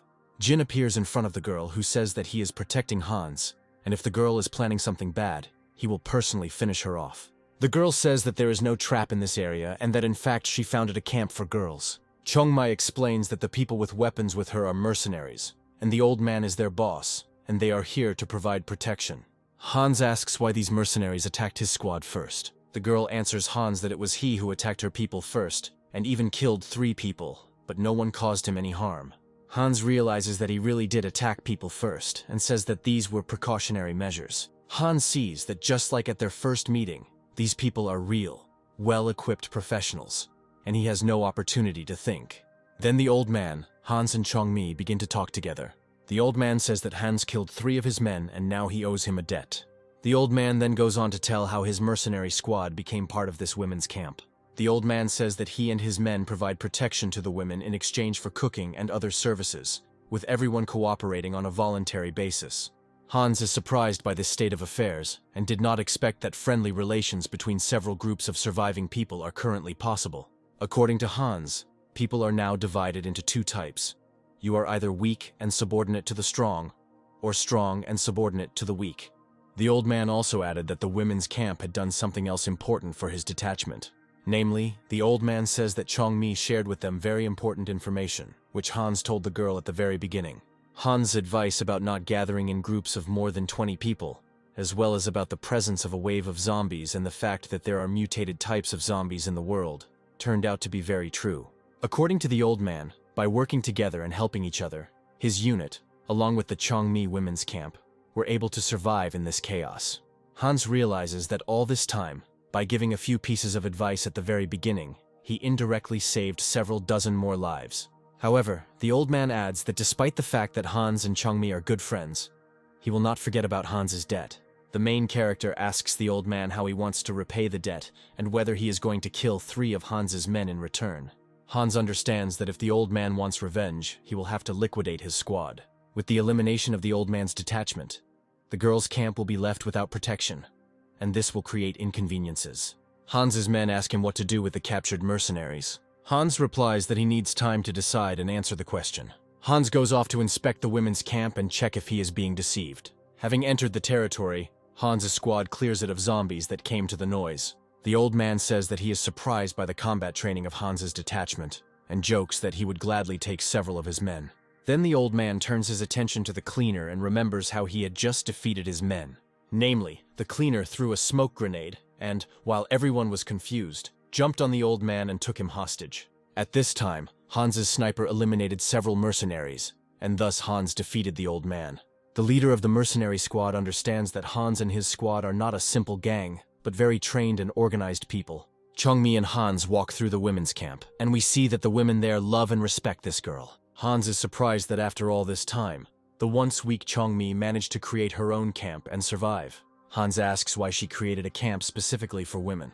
To this, Changmi replies that she was inspired to create the camp by the events she experienced while surviving alone. Next, our characters go inside the building where Hans is shown all the furnishings and introduced to the people. Suddenly, Hans notices Victoria among the rescued women and recognizes her. In the future that Hans experienced, this girl was the lover of the leader of the Sole Survivors Squad and was a terrible killer. She was engaged in infiltrating the camps under the guise of a harmless girl and then killing everyone. She also learned the necessary information inside other camps and passed it on to the head of the Sole Survivor Squad, whose name was Negan. Hans realizes that he has another chance to weaken Negan by killing this ugly woman. By this time, according to Hans's calculations, she had already managed to kill about 40 people and now deserves punishment. Hans realizes that he needs to stay in this camp longer, as this is a great opportunity to eliminate this girl and finish off the Sole Survivors altogether. For now, for everyone around her, this girl is just a simple saved woman, and Hans decides not to tell anyone anything. Changmi and the old man ask Hans what he will do next. Hans thinks that he needs to stay in this camp because Negan might come here with his squad of bastards. He understands that he cannot leave these people because if he leaves, they will all be dead. Hans considers his plan of action and declares that he is ready to consider options for cooperation. Changmi is glad to hear this and offers to discuss all the details. Hans then says that he wants to talk to the old man alone. When the two go into a private room, Hans says that he has a very interesting offer for the mercenaries. The old man is very surprised by Hans's words, since he killed 3 of his men and is now trying to set his own terms. Hans says that there is a danger in this world that is much more serious than his squad and zombies. The old man listens to Hans's words and becomes interested. Hans tells the old man that in the city of Seoul there is a squad of bastards led by Negan, and very soon they will attack everyone who is here and kill everyone in the most brutal way. The old man asks if there is any plan or thoughts on how to proceed. Hans suggests joining forces to fight those enemies together. The main character also adds that in case of victory, the mercenaries will take half of all the resources obtained in the battle, including weapons. The old man accepts Hans's offer, but warns him that he does not yet fully trust our main character, and will treat his words with skepticism. The old man warns Hans that he will not allow harm to come to the women's camp, and that in case of danger he will protect them, not Hans's squad. A few hours later, Hans announces that Hans's squad and the old man are now working together and will confront the threat. The mercenaries express their distrust of Hans and say that they will not follow Hans's orders. However, the main character states that they will follow the orders of the old man and act at their own discretion. At night, when everyone was asleep, Hans and the janitor, who finally revealed that his name was Swift, go on a mission. Hans told Swift that this girl named Victoria is actually a spy for Nigon's squad, and they are going to capture her. Swim prepared a special bag to cover Victoria with. However, Victoria takes out a knife and is about to attack Swift with it. It seemed like there was only 1 second left before the tragedy. Swift manages to grab Victoria and blocks her blow and covers her mouth. Hans hits Victoria and she loses consciousness. Hans is very happy with the prey that is now in his hands and understands that now he has every chance to destroy Negan. Hans and Swift kidnap Victoria and fake the situation so that everyone thinks that she simply ran away of her own free will. Our characters bring Victoria to the utility storage room and leave her there. Hans tells Swift to tie up this girl and not to relax, as she can attack at any moment. Swift ties up the spy and says that she is sleeping. Hans says not to believe Victoria, and that she is not sleeping and is watching the two of them. And at that moment, the girl raises her head and calls Hans a bastard. Swift is surprised how the girl pretended to be asleep all this time, and Hans once again says that she is a terrible person. The girl asks our characters to let her go, and promises that she will not tell anyone anything. Our guys answer that she will stay here until she tells everything she knows about Negan.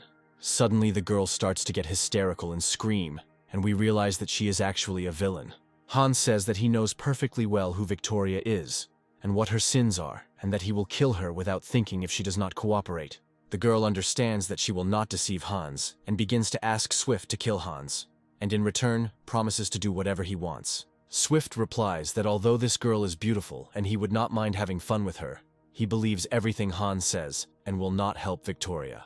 The girl understands that these two guys have figured her out and she has no choice but to tell all the information, but she decides to remain silent. Hans says Victoria will be locked here until she starts talking. Hans locks the room where Victoria is and decides to come to her once a day. The next day, Hans orders everyone to increase vigilance and security in the surrounding area. Hans is being dissatisfied with the mercenaries, because the old man is still being held hostage. Hans replies that the old man will stay with him until he understands that the mercenaries do not pose a threat to the main character's camp.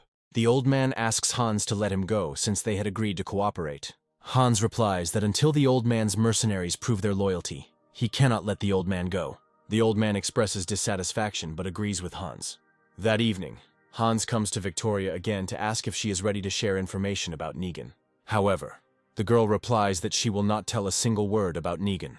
Hans says that if the girl continues to remain silent, she will die and he doesn't care about it. Then Swift comes to Victoria and discovers that the girl is already unconscious. Swift thinks that Hans is being too cruel to this girl and decides to help her.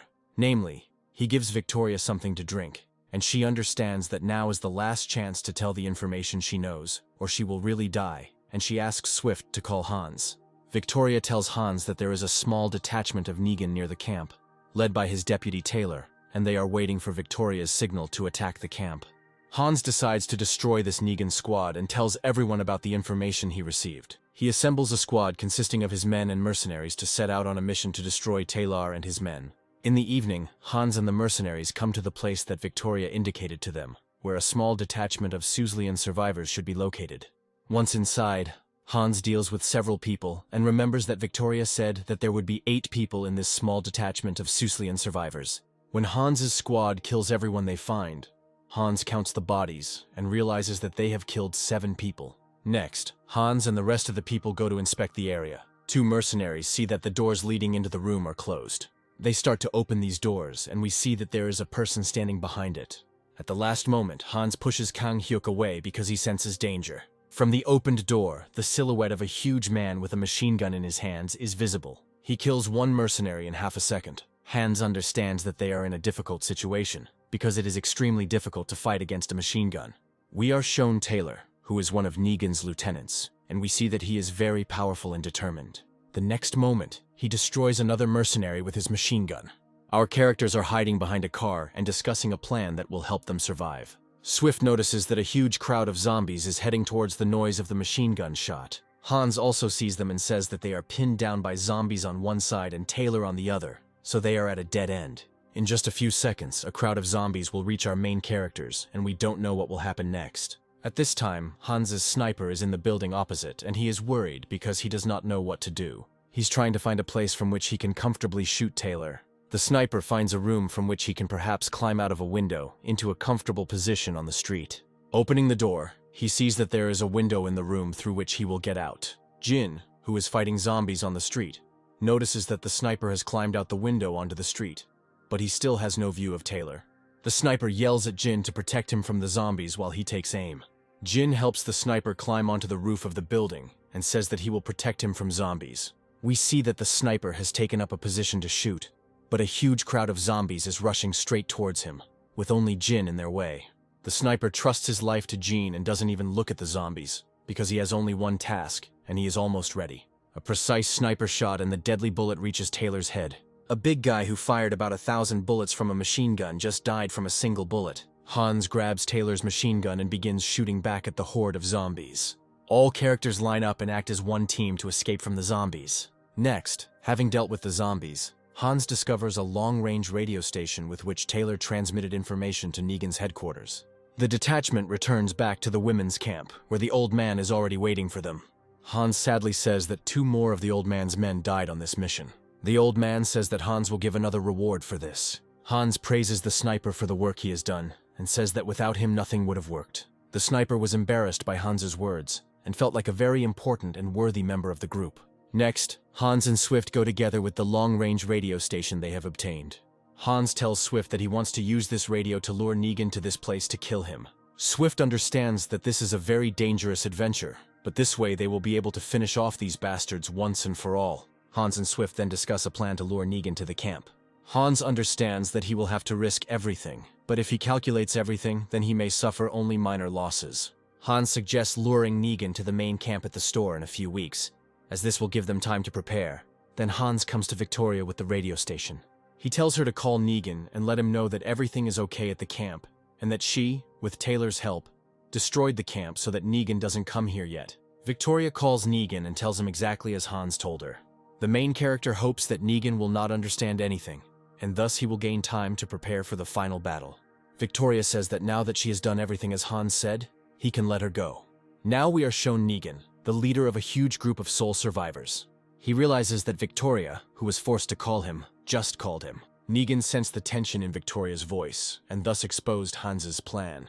Negan calls his assistant to him, and tells him that Victoria has been captured and needs to be rescued. The assistant suggested leaving Victoria in trouble, but Negan killed him with one blow for such words. Suddenly, a call comes into Hans's radio station. Hans realizes that Negan has exposed his plan, and now a battle cannot be avoided in the very near future. However, Hans gives the phone to Victoria. Negan says on the radio that he will come to save Victoria in the shortest possible time, and that everything will be over soon. Suddenly, Hans takes over the radio and says that all Negan will gain in the coming days is death.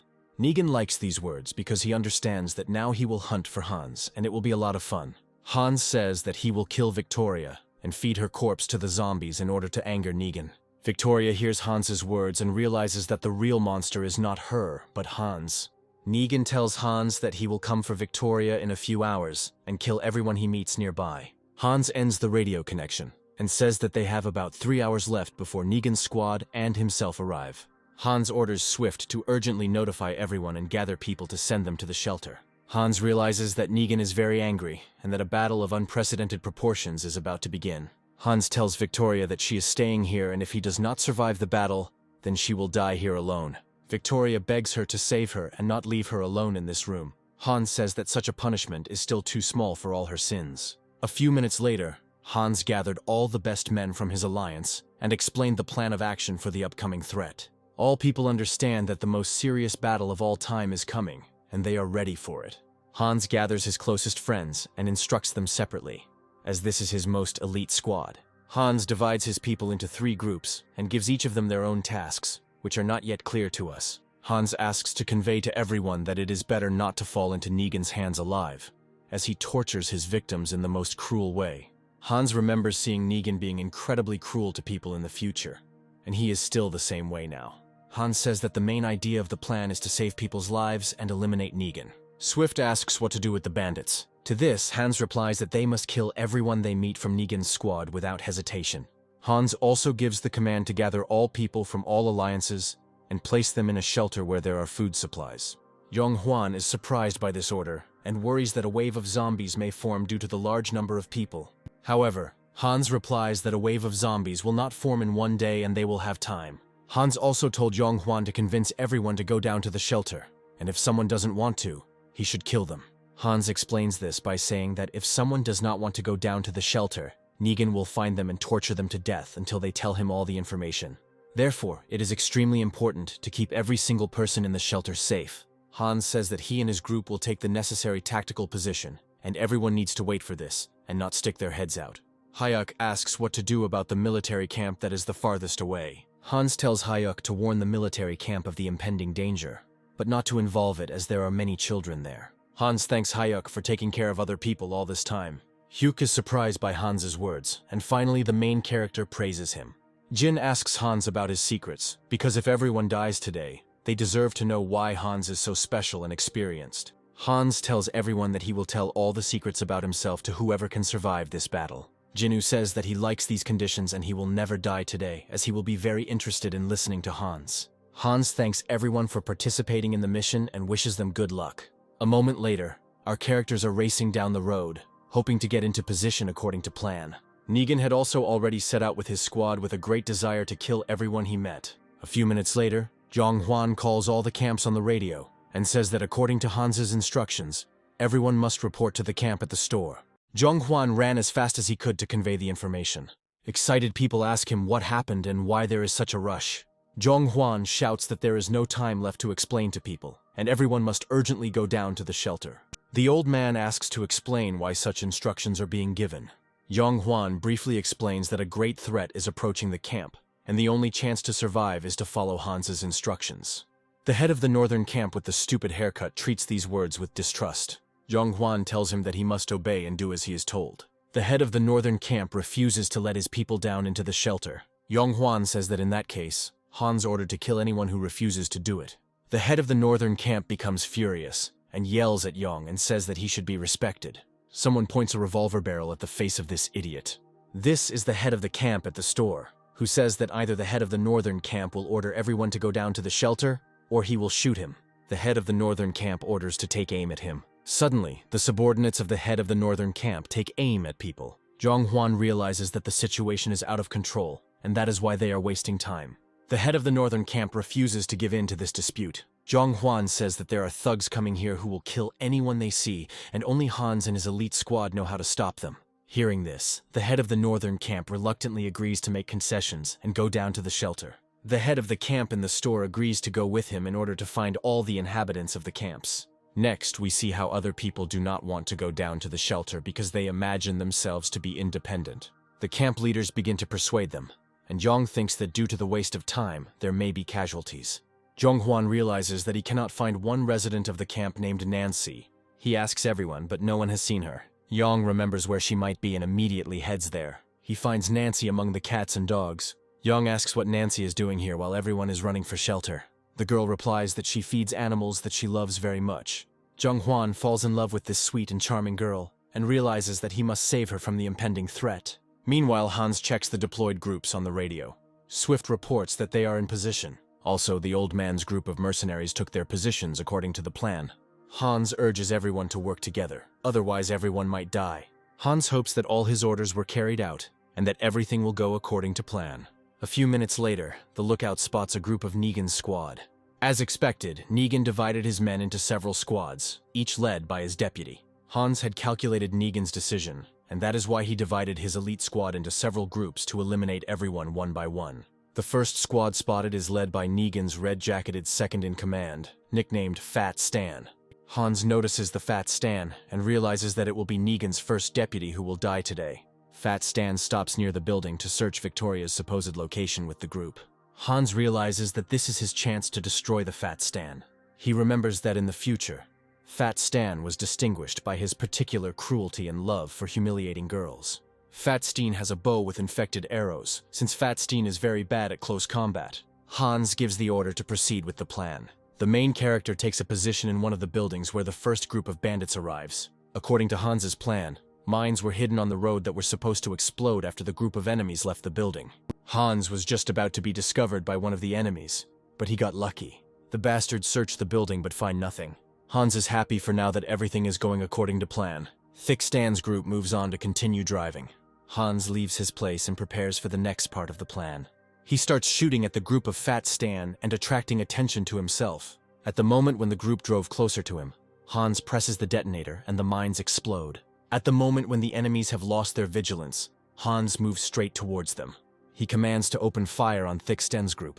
The enemies are just now noticing that they have fallen into Hans's trap and are now surrounded by our characters. In just a few seconds, Hans's squad turns the group of bastards into a sieve. Fat Stan was also wounded by a shot from Hans, who deliberately did not want to kill him quickly. We see this fat, impudent face, and Hans tells him that he is going to die now. Hans tells Fat Stan that he came from the future to kill every member of the Soul Survivors Alliance and punish them for their sins, and Hans calls himself the Angel of Death. Fat Stan thinks that Hans has lost his mind and wastes no time in shooting him with his bow. However, due to the fact that Hans wounded him in the arm, the Fat Steen cannot even shoot normally, and his arrow falls to the ground. Hans orders to open fire on the Thick Sten, and the men pull the trigger without thinking. We see that Hans's group has managed to destroy the first group of enemies, and they are moving on to destroy every single one of them. Meanwhile, Swift took his position. He is not afraid, but on the contrary, he is eagerly awaiting the real battle to begin. Our sniper has also taken his position and is waiting for the enemy to appear. Suddenly, the next group of enemies comes into the sights of the sniper rifle. Hans radios everyone that there are 5 groups of enemies left, one of which is led by a man nicknamed the Hunter, and he has a pack of trained dogs. The second group is led by Negan's second-in-command, Samurai, who excels in close combat and has armor. The third group is led by a firearms enthusiast nicknamed Shorty. The Shorty always has a whole arsenal of ammunition with him, including a whole briefcase of fragmentation grenades. The fourth group is led by Negan's top deputy, Roxar, and the fifth most important group is led by Negan himself. Hans says on the radio that he is the only one who must kill Nigano. Suddenly, the sniper notices a new group of enemies and reports it to Swift. Swift calls Jin and tells him to get ready. Jin says he has taken up his position and is waiting for the signal to blow everyone up with explosives. Swift sees that there is no Negan deputy with this group of enemies yet. According to Hans's plan, Swift and Jean will have to eliminate one of the squad leaders. Jean calls Swift and says that one of the previously planted mines has gone off and several bastards have just been destroyed. Next, Jin climbs inside the truck and moves on. He notices that several bastards have entered the building and searches it. The sniper confirms this information, and Swift goes inside the building after the bandits. A group of enemies are examining the building and hear some noise. Suddenly, one of them is attacked by Swift, who cuts off the hand in which the bandit was holding a hand grenade. Swift snatches the severed arm and throws it into the crowd of enemies. We see a huge explosion and realize that several bandits have just been destroyed. However, not everyone died in the explosion, and they are going to find Hans. One of the bandits managed to see which room Swift ran into, and they follow him. Suddenly, Swift jumps out of this room as if he could fly. As if a ghost, Swift finds himself face to face with his enemies. The next moment, he destroys the first bandit, and after just a few seconds, he finishes off everyone who survived the explosion. Swift jokes that he just warmed up well before meeting a more serious enemy. At this time, Negan and his strongest deputies arrived at the outer borders of Hans's alliance. He looks around the area and likes it very much. Negan says he wants to kill all the inhabitants of this alliance in order to transfer his people here, and his deputies like this idea. Meanwhile, we are shown Jin lying in the smoke among the boxes. The bandits approach these boxes and try to find our character with an iron fist. At that moment, Jin gets up and fires a whole clip towards the attackers, killing them all. Jin gets out of the truck to search the bodies of the dead. He notices that one of the bandits managed to slightly wound him. Suddenly, a bandit appears behind Jin and commands him to raise his hands up. However, the bandit was surprised by Jin's metal combat prosthesis and begins to examine it. Jin doesn't miss the opportunity and knocks down his offender. Jin wonders how stupid you have to be to look at a metal prosthesis during a battle. The radio station reports that the leader of this gang is a samurai who showed up nearby. Jin immediately sets out to find the samurai. We are shown that by this time, the samurai had already managed to kill several people from the defense squad. He also took Ralph hostage and threatens to kill him. The samurai is found by Swift and Jean, who ask him not to kill Ralph. However, the samurai says that all of them are just pieces of meat for the Soul Survivors Alliance. And after these words, he kills Ralph. Jin gets angry and says that he will kill the bastard no matter what. He starts shooting towards the samurai with a pistol. However, as Hans said, the samurai had strong armor and Jin was unable to shoot through it. The samurai slowly moves into the shadows and disappears. Swift says that he personally wants to kill the samurai, and it will be a matter of his honor. Swift is very angry, and we see that now it will be a very hot battle. At this time, the residents still cannot agree to Hans's order to go down to the shelter. The head of the camp in the store was still able to persuade everyone, but it took a lot of time. People go down to a shelter that is reliably protected. This shelter has huge doors that are very difficult to break through. People hear that above there is a fierce battle going on between Hans's troops and the invaders' troops. Ordinary people are frightened by this situation and fear that they are now driven into a corner. The camp leader tells everyone not to worry and to trust Hans and follow his plan.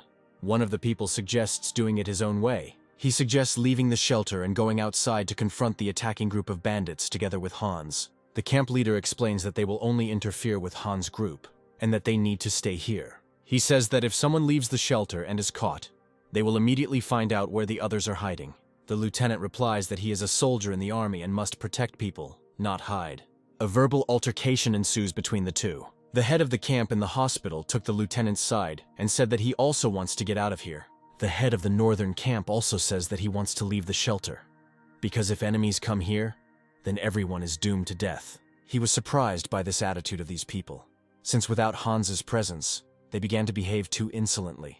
The camp leader in the store calls Zhonghwan on the radio and asks what the situation is on the surface. Zhonghwan replies that there is heavy fighting on the streets with a huge gang of invaders, and everyone is forbidden to leave the shelter.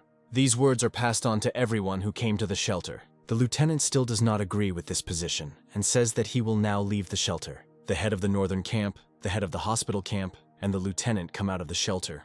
The camp leader at the store realizes that they are putting everyone in a very difficult position by doing this. Meanwhile, Swift is engaged in a brutal battle against the samurai. Despite having armor, the samurai moves very quickly and repels Swift's attacks. Our character does not understand where this man gets such strength from, because despite the presence of armor, his blows are incredibly strong, and his speed completely amazes him. Swift tries to come up with a plan to defeat the samurai right during the battle. Suddenly, Swift strikes the samurai in the leg with his axe and jumps to the side. We see that pills are pouring out of the samurai's pocket. Now Swift realized that the samurai uses steroids and drugs, and that is why he is so strong. Suddenly, Jin appears behind the samurai and kills the samurai with one blow to the back of the head. Jin says he's found this bastard's weak spot. The guys did an excellent job with the task. At this time, everyone in the shelter begins to become very nervous. The head of the camp does not let anyone out. Suddenly sounds are heard coming from the other side of the door. This is the head of the northern camp shouting, asking to open the door, but the head of the camp has forbidden anyone to open it. People disagree with this and ask to open the doors. People push him away and open doors. The wounded head of the northern camp enters the shelter. Now we understand that they went outside and were discovered, but they ran away. Following them, the head of the camp enters the hospital with a wounded comrade. A few seconds later, one of the enemies comes down into the shelter and says that it was not in vain that he followed the wounded. We understand that the shelter was exposed due to the carelessness of 3 idiots who went outside, and now everyone is in danger. Negan and his deputies are informed that people and supplies have been discovered in the warehouse. Negan is very happy about this and is going to personally go down to them. Next, the enemies discuss how big and organized this alliance is, and that this is a big booty. Negan and his subordinates head to the hideout. Once inside, Negan's subordinates bring in the bodies of the killed. Negan greets all the people and says that he is glad to see them. He realizes that Hans is not among them and says that he has a surprise. Negan explains that one of the men from the safe house in military uniform killed 2 of his men. He shows the wounded lieutenant to all the people. The lieutenant spits in Negan's face, but Negan says that he will kill 2 people from the shelter in exchange for the 2 people killed by the lieutenant. He takes the rifle from the soldier and says that if the soldier must die by his own weapon. The next moment, Negan beats the poor soldier to death with a rifle. Now everyone understands how cruel, inhumane, and unpredictable the leader of the sole survivors is. Negan lines everyone up and makes them kneel, then asks who is the leader among them. Suddenly, one of our characters stands up and points at her good friend Hans, and says that he is the boss here. Negan takes the head of the store's camp by the head, and is glad that thanks to the girl's betrayal, it was possible to identify the leader of these people so quickly. The head of the camp in the store is surprised that his people betrayed him so quickly, because he tried to save everyone, but they did not listen to him. Negan slams the camp leader's face into the floor. Next, Negan tells one of our characters to bring him the most beautiful girl so that he can mock her. Everyone was shocked by such words and froze in confusion. Suddenly, the head of the northern camp comes up with the idea that if he shows himself now, he will not be killed. He takes the girl's hand and gives it to Negan. Negan likes this girl and says that he would be happy to have fun with her tonight.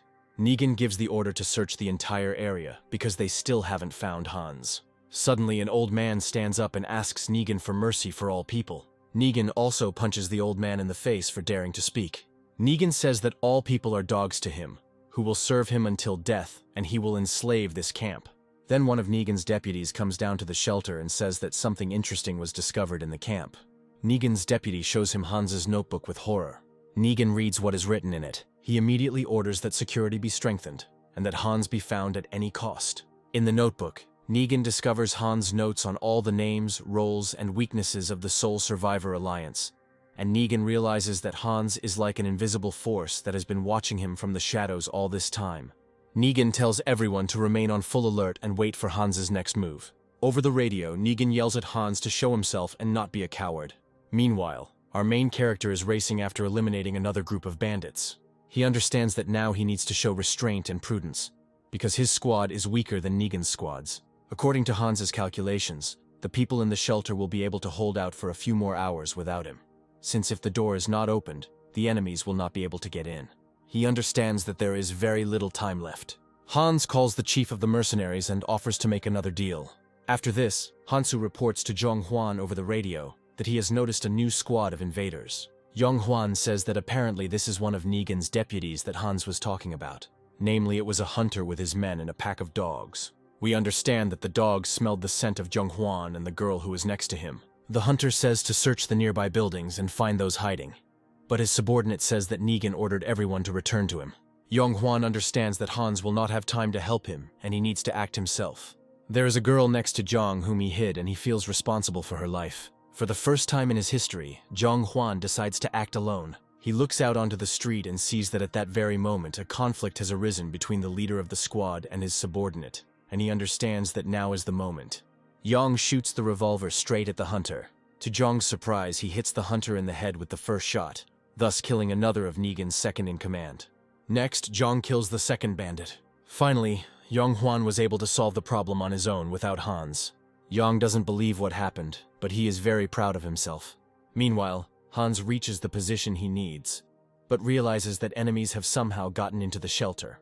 Negan calls Hans on the radio.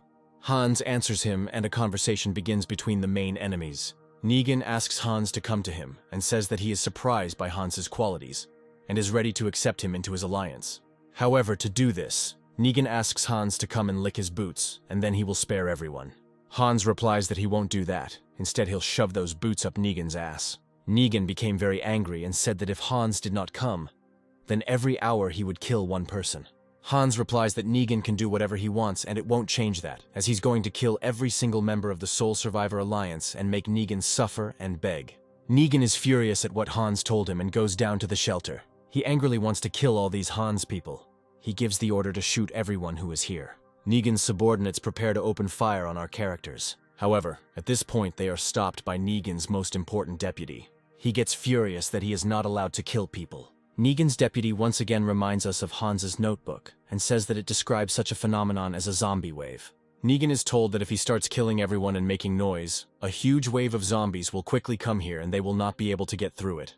If Negan kills everyone, he risks dying himself from the attack of a wave of zombies and powerful mutants that will come here. Negan decides not to kill people for now and continue looking for Hans. Negan's deputy is pleasantly surprised that the chief listened to him. We see that the old man is receiving medical care, and he did not die. However, Negan decides to kill one of the people for show. He picks up the woman and lifts her to the roof of the building, from where he pushes her down. The woman falls to her death and is seen by members of Hans's squad, who are currently on surveillance. Kang Hyuk wants to go and kill this bastard, but Swift stops him and asks him not to disrupt the plan. Hans gives the order to everyone to stay in their places and not stick their heads out. Hans ponders what he should do, considering that the people's shelter was found due to the carelessness of idiots. Suddenly, Zhong Huan gets in touch and says that he will bring the girl to save her. Hans is glad to hear his voice and realizes that Zhong Huan was able to survive. Our characters find each other and start talking. Zhong Huan begins to tell the information he received from this girl in the northern camp. He says that the real leader of the northern camp is not the stupid man here, but the girl. It was she who had been coordinating the camp all this time, but she was turning everyone against Hans. She talked about how Hans's elite squad were evil people who caused harm. Hans thanks Zhong Huan for getting this information. After this, Hans says that he will kill this girl for betrayal after the main battle is over. Next, our characters take up their tactical positions. An old man who is the leader of a mercenary squad contacts the radio station. Hans asks for help and the necessary ammunition as the situation has worsened. The old man says that they have what Hans needs, and they will give it to him in exchange for a reward. Hans asks what additional compensation the old man needs. The old man asks Hans after the battle to allow the mercenaries to live in one of Hans' camps. The main character accepts these conditions, and they begin to discuss the plan. All of Hans's elite fighters have also come to him and are awaiting further instructions. We see that at night, Hans' group begins to implement the plan. Namely, they spill gasoline around the occupied camp.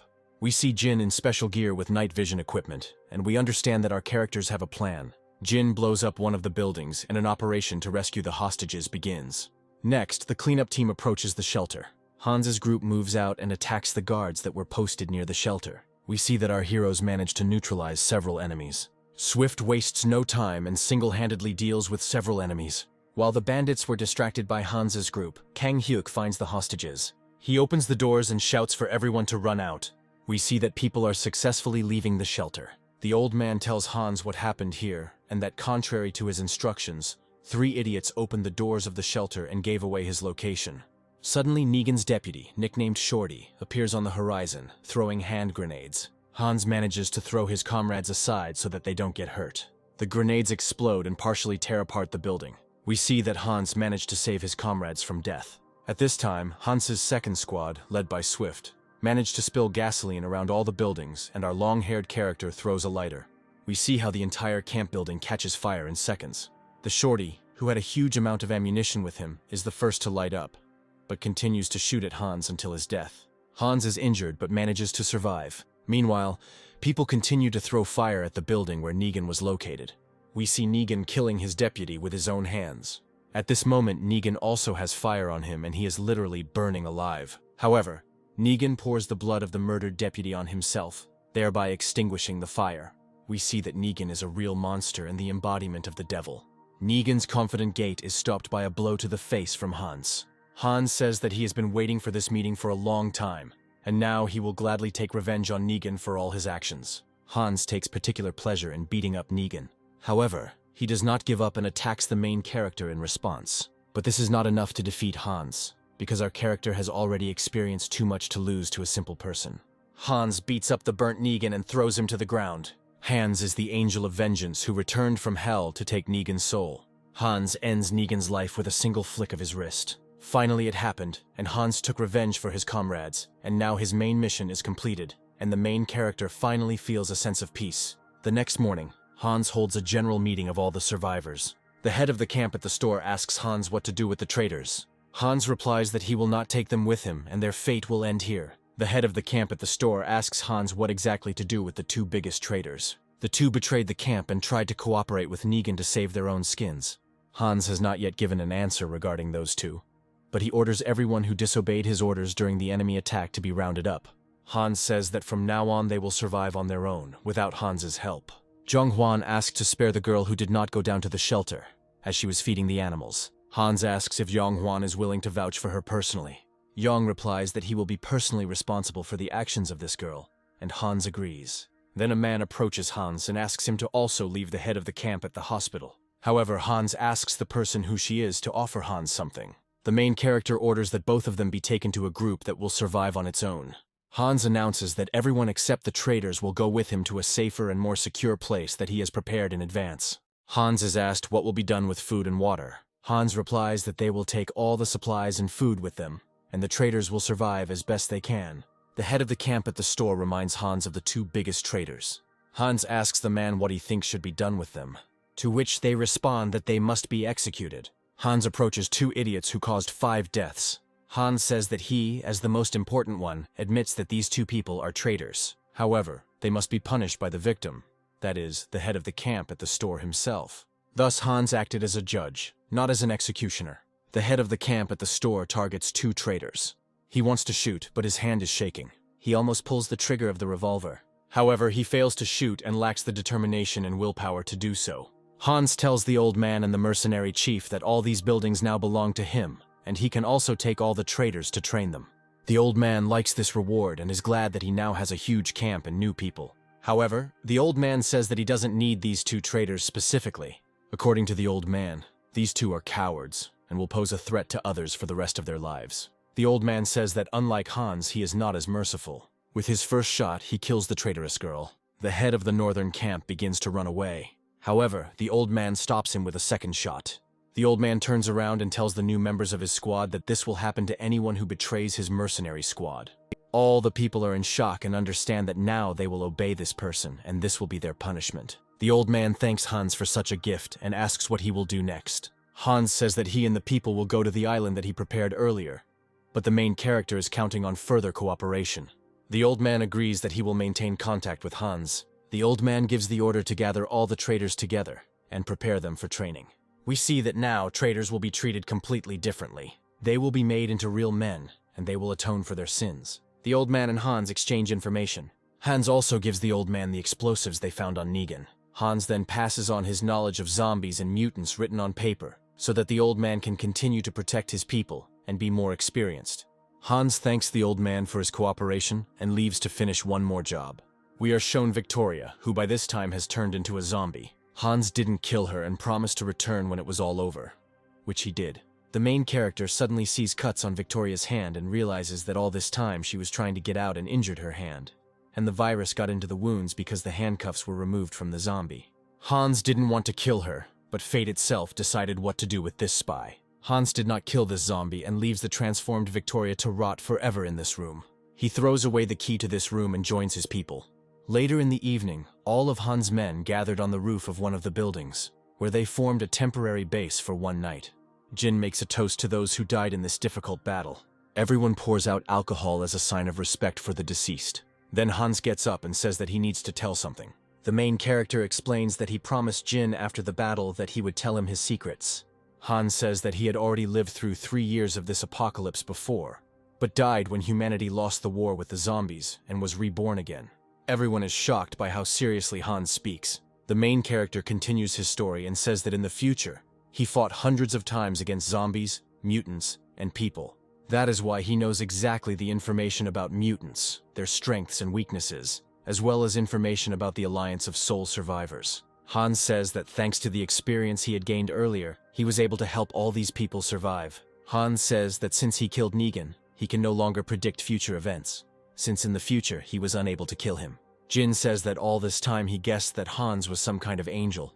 Hans says that they will now go to his last prepared place for survivors. The main character says that just a few days before the apocalypse, he took out a huge loan and bought an island, which he completely prepared. Hans invites everyone to follow him to this island.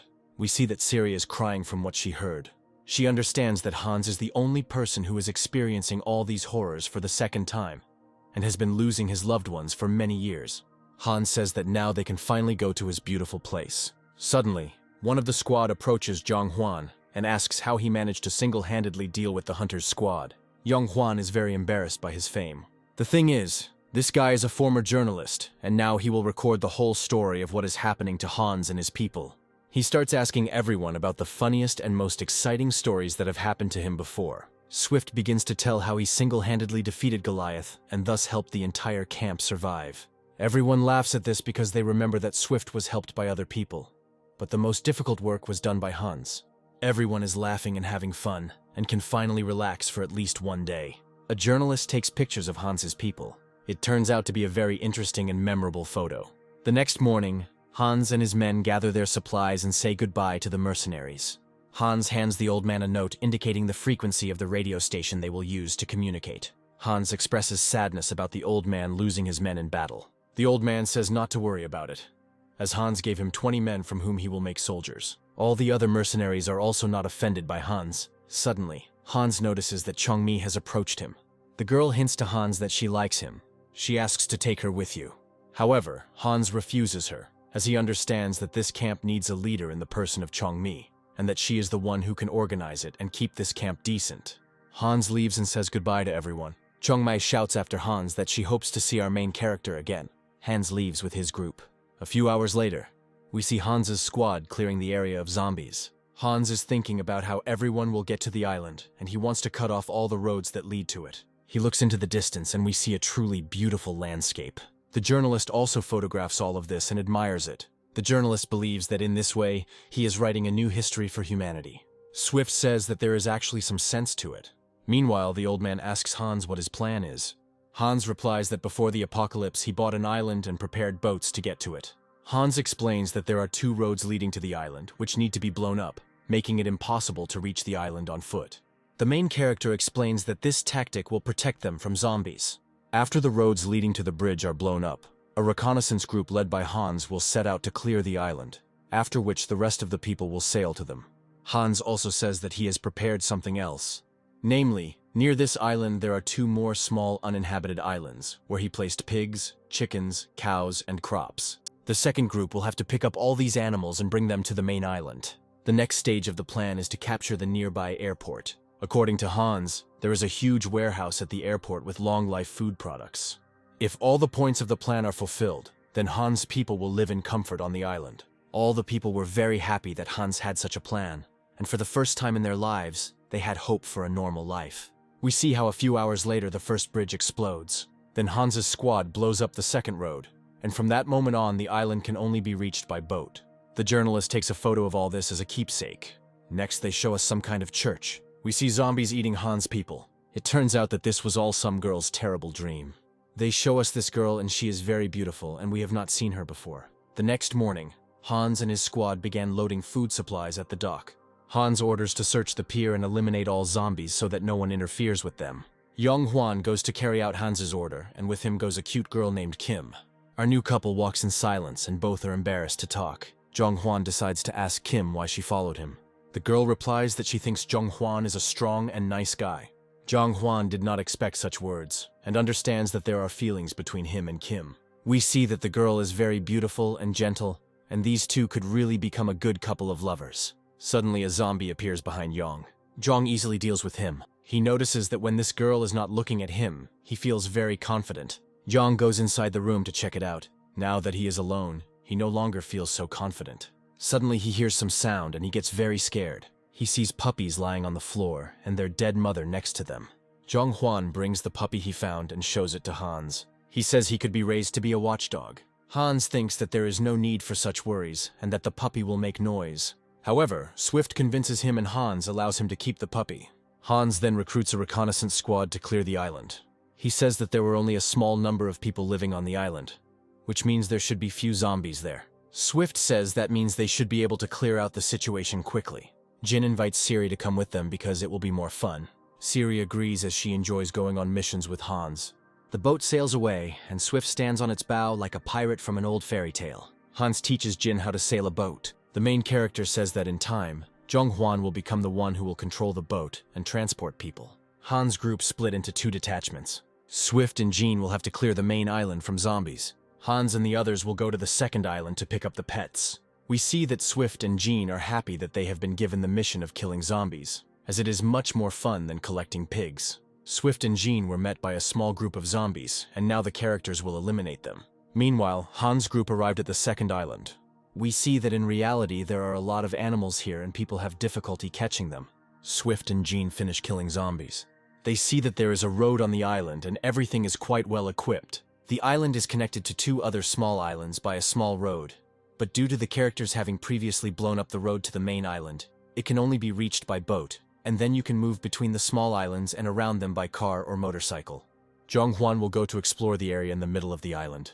Swift and Jin will continue to explore the island on the sides. Jong Hwan is surprised and feels like he is part of an invincible trinity. The characters look around and each go in their own direction.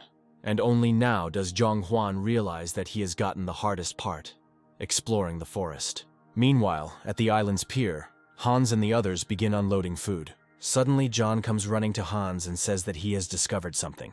These were the corpses of peasants who had been killed not by zombies, but by other people. Hans talks to the old man, and they come to the conclusion that the island's security needs to be strengthened, as there is still some danger. Hans thinks that there may be bandits near the island, or that they visited this island much earlier. Next, Hans looks at the fields that the locals have sown and he understands that there will indeed be a big harvest. However, the main character and the old man realize that more people are needed to cultivate such large fields if they want to harvest the entire crop. Hans says it's time to finish clearing the island. He says that there used to be a peasant settlement on the island, and many of their houses remain. Hans orders to split into groups and clear out the houses, after which everyone will be able to choose their own house. Hans warns everyone not to let their guard down. After this, everyone goes to complete the cleanup of the island. For Hans, there is a separate equipped building, which he has chosen as his home and headquarters. There is also a mountain near this house from which the approaches to the island are clearly visible. Suddenly, Hans is found by Sari, who says that she found something. Siri says that she saw something that cannot be explained. We see that Siri leads Hans to giant footprints of some mutant, and we understand that some super mutant lives near the island. A few days later, we see that our characters are already settling into life on the island, and Siri is fishing underwater. She manages to catch some fish and realizes that there are a lot of them near the island. Meanwhile, Hans does not relax and continues his training. Siri comes to him, who is very beautiful in this suit and looks simply incredible. She asks Hans to go with her to take the fish to the dining room. Hans goes with Siri, who says that she really likes the island. Hans thinks about how to organize life on the island to make it as safe as possible. Suddenly, Hans notices something off to the side. These are new traces of the mutant that is moving through the monster's territory. Hans realizes that this is an incredibly huge monster in size, and he cannot yet determine its species. Next, Hans and Siri come to the island's dining room. They bring fish and ask the cooks to cook it. The chefs take it as a big compliment that they will be cooking for Hans. Half an hour later, the dinner was ready. The girl asks Hans if he liked the dinner. Hans says the chef's boyfriend and girlfriend look great together. The guy starts saying that this is not true. However, Hans said that he had long noticed that the two were in love with each other, and he was not against married couples forming on the island. The cooks were very happy, and now understand that they can be open about their love affairs. Meanwhile, Hans and his elite squad, along with the puppy, head to the pier to pick up the last of the food supplies they left there. Hans also trains another person to steer the boat, so that in his absence there will be someone to do it. Our characters also blow up the last part of the road and bridge leading to the island. Hans announces on the radio that the island can now only be reached by boat. After this, our characters set out to pick up the last of the food supplies they were unable to take away a few days ago, but discover that they have disappeared. The characters see that there are tire tracks from a car on the ground. Hans tells the group that there was a whole group of survivors here consisting of several people, and now they must find them, kill them, and take their food supplies back. Our characters wonder what kind of people could have taken their food supplies. Hans says that judging by the number of tracks, there could be a lot of people in the group of survivors who robbed them. Meanwhile, Swift found many different funny things on the pier. Hans suggests that the group split up and start looking for the people who robbed them. To do this, you will have to search the pier area and surrounding areas. Hans looks at the map and notes several places where the bandits might live. He commands everyone to take their places and move forward in their cars.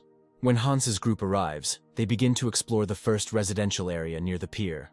They notice a small group of zombies who may have also sensed the group of human survivors. Hans discovers a building near which there are the fewest zombies and concludes that since the area has been cleared of infected, it means there may be survivors here. Next, Hans and his group discover the corpses of the killed zombies, and the main character concludes that someone was distracting the zombies with empty cans of food and then killing them from a distance. Hans notices a dark silhouette in the window of a multi-story residential building. Hans says we need to split up and search this building. Swift says he finally has a fun job. Hans's squad sets out to search for survivors. Our characters encounter several zombies on the stairs to the building. Hans says that this means that not many people live here, since they couldn't even deal with the zombies in the building. Suddenly, on the radio station, Zhonghua says that he has found one person. Hans bursts into the apartment indicated by Yang and prepares to engage in battle. However, Hans sees that it is just a little girl who has pointed her bow at his people. Apparently, she managed to hit Zhong when he showed frivolity and carelessness. Siri says that they are not evil people and will not harm this girl. The girl said that her name was Mia and that she was not little since she was 20 years old. Siri asks Mia to lower her bow and says that if they wanted to kill her, they would have done it a long time ago. Yonghwan complains that Mia managed to hit him with a piece of brick. Mia says that everyone must leave her apartment or she will shoot people with a bow. Swift jokes that Mia has the same character as Hans. At that moment, Siri knocks the bow out of Mia's hands. Siri says this bow is not a toy for children. However, Siri later finds the girl's passport and is indeed convinced that she is 20 years old. Hans' men offer to let her come with them and that she will be safe. But Mia says that she is able to take care of herself and that she does not need anyone. Hans says that in that case they will leave her and go away. Siri asks Hans to stay and convince Mia to come with them. But Hans says that everyone must leave and leave the girl, and that is an order. Everyone understands that if Hans speaks in such a tone, then they need to listen to him. Hans's squad leaves the apartment of the discovered girl and abandons her. Mia sees that these people really didn't harm her and didn't even take her food. She asks to wait for her and talk to her. Hans turns around and asks the girl what she wants to talk about and that she kicked everyone out herself. The girl asks to take her with you. We see that she really wants this, and she will soon cry from loneliness. The girl asks Hans if his squad is really good people. Hans replies that she herself should have already realized whether they are good or bad. Swift tells the girl not to worry, and not to pay attention to Grozny and Hans, since he is their leader and he always shows seriousness. The girl cries and begs Hans and his men to take her with them. Swift knew that Mia would cry because Hans was speaking too harshly. Mia says that she has been living alone for several months and will soon go crazy from loneliness. Hans approaches Mia and asks one question. Hans asks if this girl has ever killed people. Mia is shocked by this question and feels uncomfortable. The girl replies that she has already killed several bad people who wanted to harm her. Swift is fooling around and scaring this sweet girl even more. Hans says that in that case the girl must promise that she will try to be useful to his camp and protect him. The girl promises this to Hans and says that she is ready to go with them. Hans' squad welcomes their new member and the girl is told to pack her things. Hans warns her that he always keeps an eye on newcomers. Hans asks the girl why she was alone all this time and did not leave her apartment. The girl says that her brother left the apartment several months ago, but never returned, and all this time she was waiting for him. The girl also says that all this time she survived by throwing empty cans from the balcony, shooting zombies with a bow, and then going down and looking for food. Hans said that he understood this from the very beginning, and explains that Mia will be safe with him and his people. Next, our characters arrive at the pier. Hans asks the new girl if she has seen any group of people near her house. Mia says that a few days ago, an army column drove past her house, which was fully armed. Mia says she didn't see where they went next. Hans muses that they shouldn't look for these military men, as no one knows if they are good or bad, and fighting a fully equipped group of military men could cause problems for some. Hans orders everyone to gather in order to sail back to the island. All the people return to the boat and depart for their new camp. We are shown the headquarters of Hans's new camp. His good friend, an old man, comes to him. Hans is informed that engineers and mechanics have almost finished developing a long-range radio station, so that the main character can maintain contact with the mercenaries and their camp. We are shown that the long-range radio station is almost ready, but it still needs time. Kang Hyuk then reports to Hans that he noticed a fire on the shore of a nearby island. Indeed, Hans looked through his binoculars at the recently extinguished fire. They understand that the enemy will not be able to get to them because of the rocks. But our characters should check who lives on the neighboring island. Hans assembles a reconnaissance team and they set out to search. Our characters descend to land like pirates and prepare to move quietly. Meanwhile, we are shown the church that we have already seen, and in particular, when the girl saw a terrible dream about the death of our characters. Hans' group has taken up position and is awaiting the signal to act. Suddenly, the door opens in the church. A young guy comes out of it, who apparently just woke up. The guy starts to warm up and Hans's group watches him. Suddenly, the guy notices something in the bushes. He runs inside the church. A moment later, all the people from this church come out into the street, and we recognize that sweet girl nun. The nun asks the boy if he thought he saw someone. The nun shouts towards the bushes for the people hiding there to come out. Literally a second later, this group of people was surrounded by Hans's reconnaissance squad. The nun introduces herself and says that her name is Lena. Lena greets all the people who have come to visit, and turns to Hans and calls him by name. Everyone pointed their guns at Lena, as Hans did not give his name. The main character points a gun at Lena, and asks how she knows his name. Lena replies that she knows a lot about Hans and his people. Hans immediately grabs Lena by the head and holds his army knife to it. Lena explains that she sometimes sees dreams that reflect events that come true.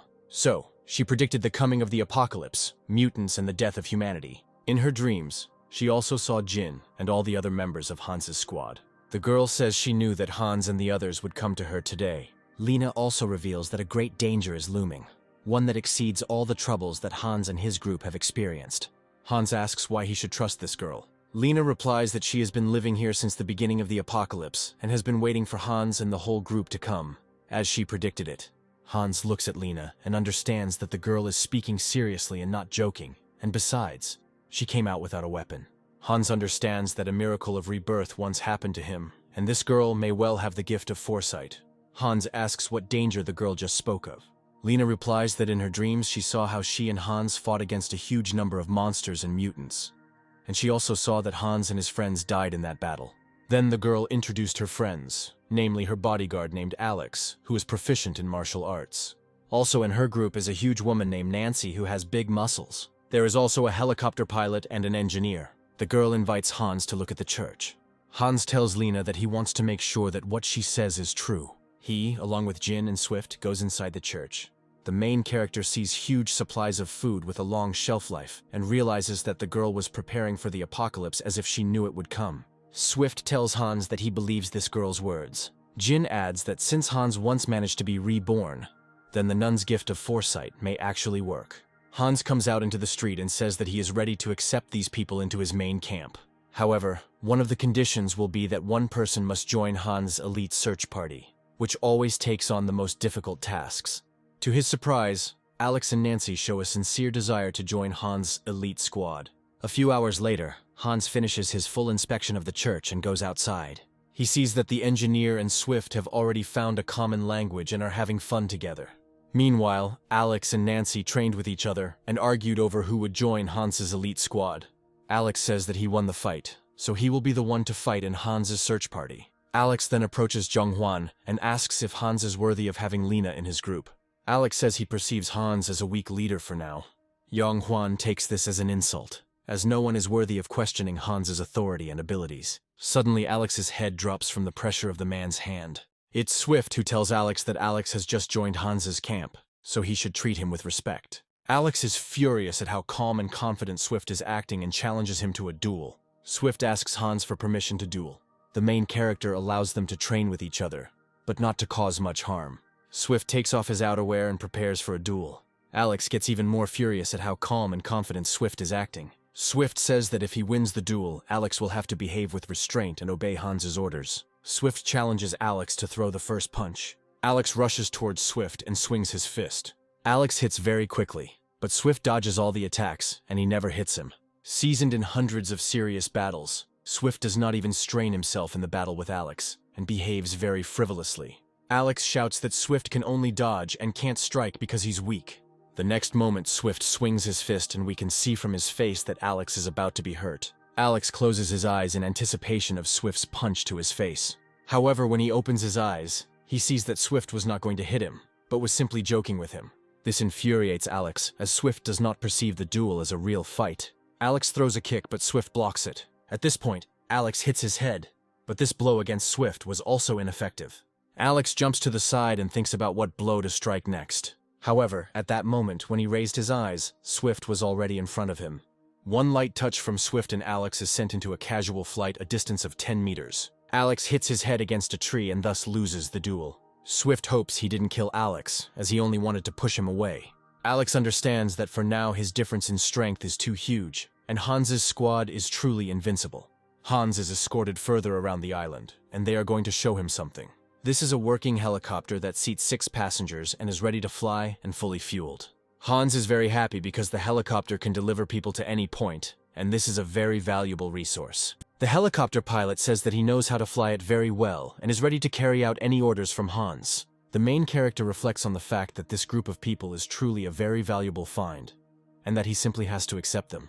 Hans tells Lena to gather her and her people's resources as he is accepting them into his camp. A few hours later, we see Lena and her people sailing with Hans to the main island. Hans asks Lena to tell him more about her dreams. Lena says that she had one dream in which Hans and she got